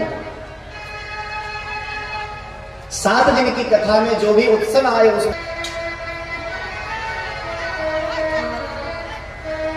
भगवान के जन्मोत्सव है, विवाह महोत्सव है, गिरिराज पूजन महोत्सव है, रासलीला महोत्सव है। जितने भी उत्सव आए उसको बड़े भाव से प्रेम से मनाना चाहिए। और कथा की जब अंतिम दिन हो, कथा में कम से कम 3 अथवा 5 वैष्णव ब्राह्मणों का वर्ण करना चाहिए। इसमें से एक ब्राह्मण भागवत जी का मूल पाठ करें, कुछ ब्राह्मण गायत्री मंत्र का जाप करे, द्वादशाक्षर मंत्र का जाप करे और गणेश मंत्र का जाप करे, जिससे कथा में किसी प्रकार का विघ्न ना हो, क्योंकि गणेश जी विघ्न विनाशक है। और इसलिए विनय पत्रिका में भी श्री तुलसी बाबा ने पहले गणेश जी की वंदना की।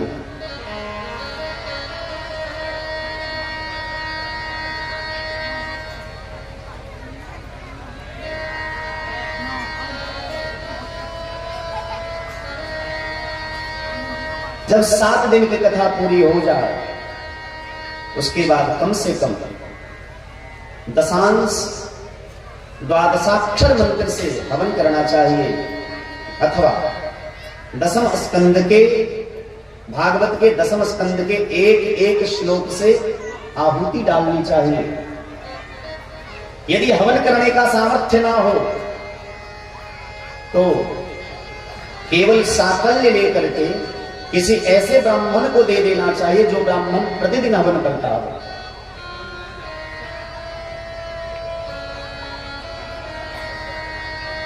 यदि विरक्त श्रोता हो तो केवल उसे गीता का पाठ श्रवण करना चाहिए, गीता का पाठ कर लेना चाहिए। कम से कम 12 वैष्णव ब्राह्मणों का वर्ण करना चाहिए। ब्राह्मण 12 वैष्णव ब्राह्मणों को मधुर भोजन कराना चाहिए, मिष्टान्न खिलाना चाहिए और अपनी सामर्थ्य के अनुसार उन्हें दान दक्षिणा दे करके विदा करना चाहिए। तीसरी बात,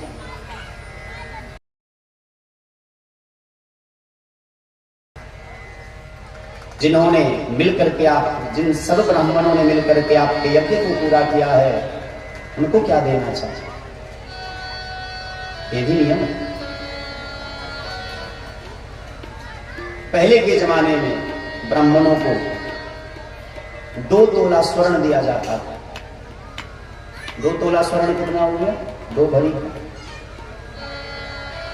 मतलब 1 लाख रुपया, 1.25 लाख रुपया एक दिन का। आजकल तो पंडित जी से लोग पूजा कर भाग्य ये है कि बड़े बड़े लोग, धनवान लोग सब हाथ जोड़ के यही कहेंगे कि पान नित्य पान पर घंटी। भगवान ने उनको किसी चीज की कमी नहीं दी है, लेकिन इस प्रकार की बातें करते हैं।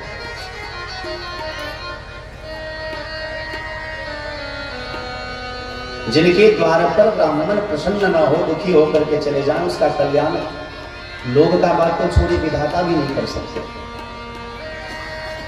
भगवान ने श्री रामचरितमानस में इसका वर्णन किया है। विप्रश्राप कुल को नहीं बाचा, क्यों? क्योंकि तपबल विप्र सदा बरियारा, तिनते को पन को रखवारा। यदि ब्राह्मण कुपित हो जाए तो भगवान कहते हैं हम भी हाथ जोड़ लेते, भैया हमसे ब्राह्मण, यदि ब्राह्मण को श्राप दे दे, ब्राह्मण दुखी हो जाए तो हमने भी वो सामर्थ्य नहीं है कि हम आपकी रक्षा करें। क्यों? क्योंकि नमो ब्रह्मण्य देवाय, ब्राह्मण हमारे देवता है, हमारे आराध्य हैं, हम उनकी पूजा करके उनका सम्मान करते हैं। ब्राह्मण यदि कुपित हो जाए तो विधाता भी कल्याण नहीं कर सकता। ब्राह्मण को संतुष्ट करके भेजना चाहिए। बोले ब्राह्मणों को दान क्या दे? दद्यात् सुवर्णं धेनुं च व्रत पूर्णत्व हेतवे। जिस भागवत की कथा हम आप श्रवण कर रहे हैं, उस भागवत की पूर्णता के लिए, उस भागवत का पूरा फल हम सबको मिले, इसके लिए स्वर्ण दान अवश्य करना चाहिए। गोदान है, बूढ़ गए 52 के दान या सौरल गए 52 के दान, ब्राह्मणों को लोग वही देते हैं जो थर्ड क्लास का सामान होता है। नहीं, कभी भी किसी को कोई भी दान दे तो बढ़िया वस्तु दे या फिर मत दे। गाय कैसी होनी चाहिए? तो नव ब्याही हुई होनी चाहिए, उसके सुंदर बछड़े होने चाहिए और स्वर्ण से उसका सींग मडवा करके, चांदी का खुर लगा करके, रेशमी वस्त्र उठा करके, दोहन पात्र दे करके तब साथ में दान करना चाहिए।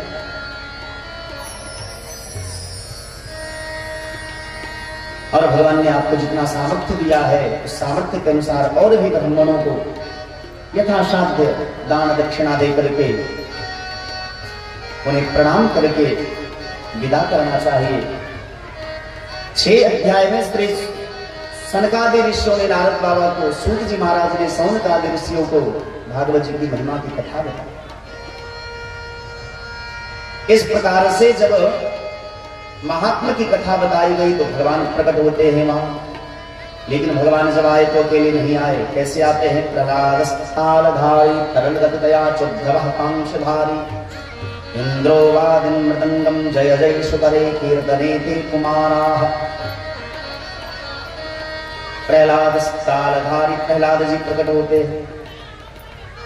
कई लोग कहते हैं कि भगवान के प्रहलाद जी तो मर गए, अर्जुन मर गया, पितामह भीष्म मर गए। अरे भैया, वो लोग मरते नहीं है कभी, उनका देह पूरा होता। यदि मर गए होते तो कहां सतयुग के थे? प्रहलाद जी सतयुग के थे और कलयुग में जब कथा हो रही है, तालधारी तरलगतया चोद्धवः कांशधारी, उद्धव जी महाराज कांसा बजाने लगे, प्रहलाद जी ताली बजाने लगे। प्रहलाद तालधारी तरलगतया चोद्धवः कांशधारी इंद्रो वादन मृदंगम, और इंद्र मृदंग बजाने लगा। अर्जुन नाग लापने लगे। सुखदेव स्वामी सुंदर भागवत जी के मूल पाठ करने लगे, श्लोकों का गायन करने लगे। अर्जुन को न गाने आता है, न बजाने आता है, न नृत्य करने आता है। वो बीच में कहते हैं जय हो जय हो जय हो, कीर्तने ते कुमाराः। सनकादि ऋषि जय हो कर रहे हैं, सुंदर कीर्तन होने लगे। कीर्तन की बड़ी महिमा। और जिस भागवत कथा को हम आप श्रवण कर रहे हैं, इसका अंतिम फल भी कीर्तन ही है। भगवान नाम कीर्तन होना चाहिए। बैठे हैं, कथा के अंतिम दिन कीर्तन हो तो बहुत अच्छा होगा, आनंद आएगा। और इतने सारे लोग हैं तो अवश्य पूरा होगा। यदि आप मन बना ले तो अवश्य पूरा होगा। भगवान प्रकट हुए, सुंदर कीर्तन होने लगा। आइए 2 बार हम लोग भी नाम कीर्तन करें, उसके बाद भागवत जी के प्रथम श्लोक का गायन करके वाणी को विश्राम। कृष्ण गोविंद हरे मुरारी, हे नाथ नारायण वासुदेव। श्री कृष्ण गोविंद हरे मुरारी, हे नाथ नारायण वासुदेव। श्री कृष्ण गोविंद हरे मुरारी, हे नाथ नारायण वासुदेव। हे नाथ नारायण वासुदेव, हे नाथ नारायण वासुदेव, हे नाथ नारायण वासुदेव, हे नाथ नारायण वासुदेव। हे नाथ नारायण वासुदेव, हे नाथ नारायण वासुदेव। हे नाथ नारायण वासुदेव, हे नाथ नारायण हरि बोल। कृष्ण गोविंद हरे मुरारी, हे नाथ नारायण वासुदेव। कृष्ण गोविंद हरे मुरारी, हे नाथ नारायण वासुदेव। श्री कृष्ण गोविंद हरे मुरारी, हे नाथ नारायण वासुदेव। श्री कृष्ण गोविंद हरे मुरारी, हे नाथ नारायण वासुदेव। बोलिए वृंदावन बिहारी लाल की जय। 6 अध्याय में भागवत जी की महिमा गाई गई। हम सबके बीच वृंदावन से झांकी वाले भी आए हैं, जिनके झांकी का दर्शन होगा, लेकिन 10-5 मिनट और कथा चलेगी। चूँकि ठंडा का समय है और जहाँ तक मुझे ज्ञात है कि यहाँ से गांव थोड़ा हटके है। ये नृत्य जी अगल बगल में तो 2-4 घर ही दिखाई दिया, कल आएंगे तो ध्यान से देखेंगे। इन 2 दिनों में तो 4 घर से ज्यादा हमको नहीं दिखाई दिया नजदीक में, लेकिन होंगे, लोग होंगे। हमने नहीं देखा इसलिए क्योंकि इधर तो हम पहली बार आए हैं, तो शायद लोग आते होंगे तो उनको कष्ट भी होता होगा रात को जाने में। और इसके बाद माता जी की आरती भी तो होती है, उसमें भी 12-3 घंटा लगता है। तो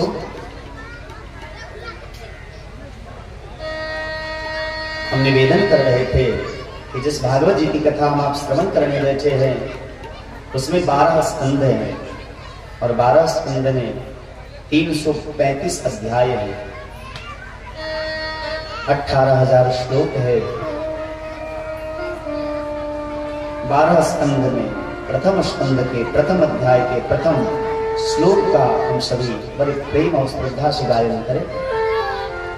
हमारे साथ सभी लोग बोलेंगे ओम नमो भगवते वासुदेवाय। ओम नमो भगवते वासुदेवाय। ओम नमो भगवते वासुदेवाय। ओम नमो भगवते वासुदेवाय। ओम नमो भगवते वासुदेवाय। बोलिए श्री राधा कृष्ण भगवान की जय। कृष्णं नारायणं वन्दे कृष्णं वन्दे ब्रजप्रियं कृष्णं द्वैपायनं वन्दे कृष्णं वन्दे पृथासुतं कृष्णं वन्दे पृथासुतं। जन्माद्यस्य यतोऽन्वयादितरतश्चार्थे स्वभिज्ञास्वराट् तेने ब्रह्महृदाय आदिकवये मुह्यन्ति यत् सूरयः। तेजो वारिमृदां यथा विनिमयो यत्र त्रिसर्गो मृषा धाम्ना स्वेन सदा निरस्तकुहकं सत्यं परं धीमहि सत्यं परं धीमहि सत्यं परं धीमहि। बोलिए भागवत भगवान की जय, सत्यनारायण भगवान की जय हो। इस संसार में केवल भगवान सत्य हैं और ऐसे जो सत्य हैं जिनकी कृपा से जन्माद्यस्य यतोऽन्वयादि जन्मादि विकार होते हैं, जन्म मृत्यु और संहार, जन्म पालन और संहार, सृजन पालन और संहार, ये जो जन्मादि विकार हैं जिनकी कृपा से होता है। जन्माद्यस्य यतोऽन्वयादि ततश्चार्थे स्वभिज्ञः स्वराट् तेने ब्रह्महृदाय आदिकवये मुह्यन्ति यत् सूरयः। और जिनकी लीला को बड़े बड़े ज्ञानी ज्ञानी भी नहीं समझ पाते। कैसे? तेजो वारिमृदां यथा विनिमयो यत्र सर्गो मृषा। जैसे कड़ाके की धूप यदि हो तो दूर से बालों में भी पानी का दर्शन होता है कि वहां पानी है, लेकिन समीप जाने के बाद लगता है कि नहीं यहाँ तो पानी है ही। तेजो वारिमृदां यथा विनिमयो यत्र त्रिसर्गो मृषा धाम्ना स्वेन सदा निरस्तकुहकं सत्यं परं धीमहि। ऐसे जो सत्य हैं भगवान, जो त्रिगुणातीत है, त्रिकालाबाधीत है, ऐसे भगवान सत्य को हम सभी प्रणाम करते हैं, ध्यान करते हैं। यम प्रव्रजन्तमनुपेतमपेतकृत्यं द्वैपायनो विरह कातर आजुहाव पुत्रेति तन्मयतया तरवोऽभिनेदुस्तं सर्वभूतहृदयं मुनिमानतोऽस्मि धर्माप्रोजितकैतवोऽत्र परमो निर्मत्सराणां सतां विद्युं वास्तववत्र वस्तु शिवदं तापत्रयोडमूलम् सद्यो हृद्यवरुद्धते कृतभीशुश्रूषविस्तच्छनात् श्रीमद्भागवते महामुने कृते किं वा परेरीश्वरः। भागवत जी के प्रथम स्कंद के प्रथम अध्याय के दूसरे श्लोक में धर्म की चर्चा की गई कि हम इस भागवत में धर्म की व्याख्या करने जा रहे हैं, लेकिन कैसा धर्म? धर्मः प्रोज्झित कैतवोऽत्र परमो निरमत्सराणां सतां। प्रोज्झित धर्म, कैतवोऽत्र परमो, कैतव रहित कपट रहित धर्म की व्याख्या करने जा रहे हैं। इसका अर्थ यह है कि जब वेदव्यास जी ने भागवत ग्रंथ की रचना की होगी तो उनको इस बात का ज्ञान रहा होगा कि आने वाले समय में कपट युक्त धर्म की व्याख्या की जाएगी, मुंह देख करके धर्म की व्याख्या की जाएगी, मुंह देख करके कथा वाचन किया जाएगा। इसलिए वेदव्यास भगवान कहते हैं धर्मः प्रोजित कैतवोऽत्र परमो निरमत्सराणां सतां। मैं कपट रहित धर्म की व्याख्या कर रहा हूं। और ये कपट रहित धर्म किसके लिए है? भैया भागवत सुनने के अधिकारी सभी नहीं है, पहली बात तो ये सुन लीजिए। ये अलग बात है कि यहाँ सार्वजनिक रूप से कथा हो रही है, लोग यहाँ आकर के भी सुन रहे हैं, सोशल मीडिया के माध्यम से भी सुन रहे हैं, और ध्वनि यंत्र के माध्यम से जहां तक आवाज जा रही है सबके कान में भागवत जी की आवाज जा रही है, अलग बात है। लेकिन संकल्प पूर्वक, निष्ठा पूर्वक, एकाग्र चित्त होकर के कथा सुनना सबके बस की बात नहीं है। किसके लिए है ये भागवत, किसके लिए ये धर्म की बातें? निर्मत्सराणां सतां। जो निर्मत्सर है, अब निर्मत्सर कहते किसको? तो आपने एक शब्द सुना होगा मच्छर। मच्छर का काम क्या है? जब हम सोते रहते हैं, सुख में रहते हैं, वो काटता है। जब हम सो रहे होते हैं तो काटता है। उससे बचने का तो उपाय है भैया, मच्छरदानी में चले जाओ, या फिर कछुआ छाप, पता नहीं कौन कौन सी छाप है, वो जला लो। मच्छर को भगाने वाले बहुत सारे उपाय हैं, लेकिन शास्त्रकार कहते हैं एक चीज ऐसा, एक बीमारी ऐसी है जिसको भगाने का कोई उपाय नहीं है, उसको कहते हैं मत्सर। मच्छर और मत्सर ये दोनों सुनने में एक जैसे लगते हैं। रहा हो तो उससे बचने का उपाय है, जाओ बाजार से मच्छरदानी खरीद के लेके आ जाओ, उसमें सो लो, मच्छर नहीं काटेगा। लेकिन मत्सर जब काटेगा, मत्सर कहते किसको? मत्तः शरति। आजकल लोग बहुत जलते हैं किसी से, जरूरी नहीं है कि लोग आग में ही जलते हैं, किसी के सुख को देख करके भी लोग जलते हैं। हमारा बेटा इंजीनियर क्यों नहीं हुआ बीपीएससी में? जब बीपीएससी का एग्जाम लिया गया, हमारा बेटा क्यों नहीं निकला, इसका दुख बाद में होगा। दियाद का बेटा क्यों निकल गया, इसका दुख पहले होता। तो भैया जो ऐसे स्वभाव के हैं उनके लिए भागवत की कथा नहीं है। निर्मत्सराणां सतां। जो निर्मत्सर है, जिनके मन में राग द्वेष नहीं है, जिनके मन में ईर्ष्या नहीं है, जिनके मन में दाह नहीं है, जिनके मन में जलन, हर्षित होते हैं, प्रसन्न होते हैं, उनके लिए भागवत की कथा है। और ये नियम केवल वक्ता के लिए, श्रोता के लिए नहीं, वक्ता के लिए भी है। वक्ता को भी ऐसा होना चाहिए और श्रोता को भी ऐसा ही होना चाहिए। वक्ता के हृदय में भी किसी प्रकार का मत्सर नहीं होना चाहिए और श्रोता के हृदय में भी किसी प्रकार का मत्सर नहीं होना चाहिए। निर्मत्सराणां सतां। जो निर्मत्सर है, जिनके हृदय में किसी प्रकार का राग द्वेष जलन नहीं है, दाह नहीं है, ईर्ष्या नहीं है, उसके लिए निर्मत्सराणां सतां ये भागवत कथा है। और जो निर्मत्सर होकर के भागवत की कथा श्रवण करते हैं, शास्त्र कहता है सद्यो हृदयवरुद्धते कृतभीशुश्रूषविस्तच्छनात्।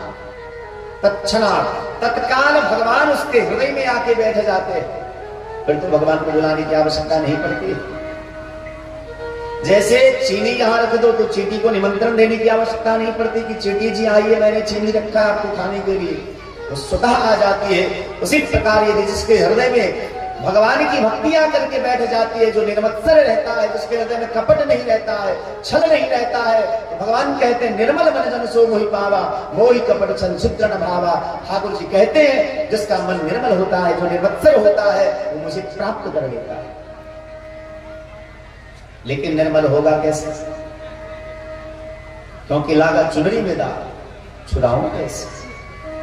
चुनरी में तो दाग लग गया है भैया, इसको छुड़ाने का बस एक उपाय है, राम नाम रूपी साबुन से उस देह रूपी चुनरी को साफ करो। यदि राम नाम राम नाम राम राम गाओगे, भगवान का नाम कीर्तन करोगे, तो संसार में नहीं कली कर्म न भगत विवेक, राम नाम अवलंबन एक। इस संसार में, इस कलयुग में केवल भगवान नाम ही सहारा है, और वही सबसे बड़ा आधार है। भगवान के नाम से बड़ा आधार संसार में कुछ भी नहीं। इसलिए भगवान के नाम का आधार खूब लीजिए। चलते फिरते उठते जागते हर समय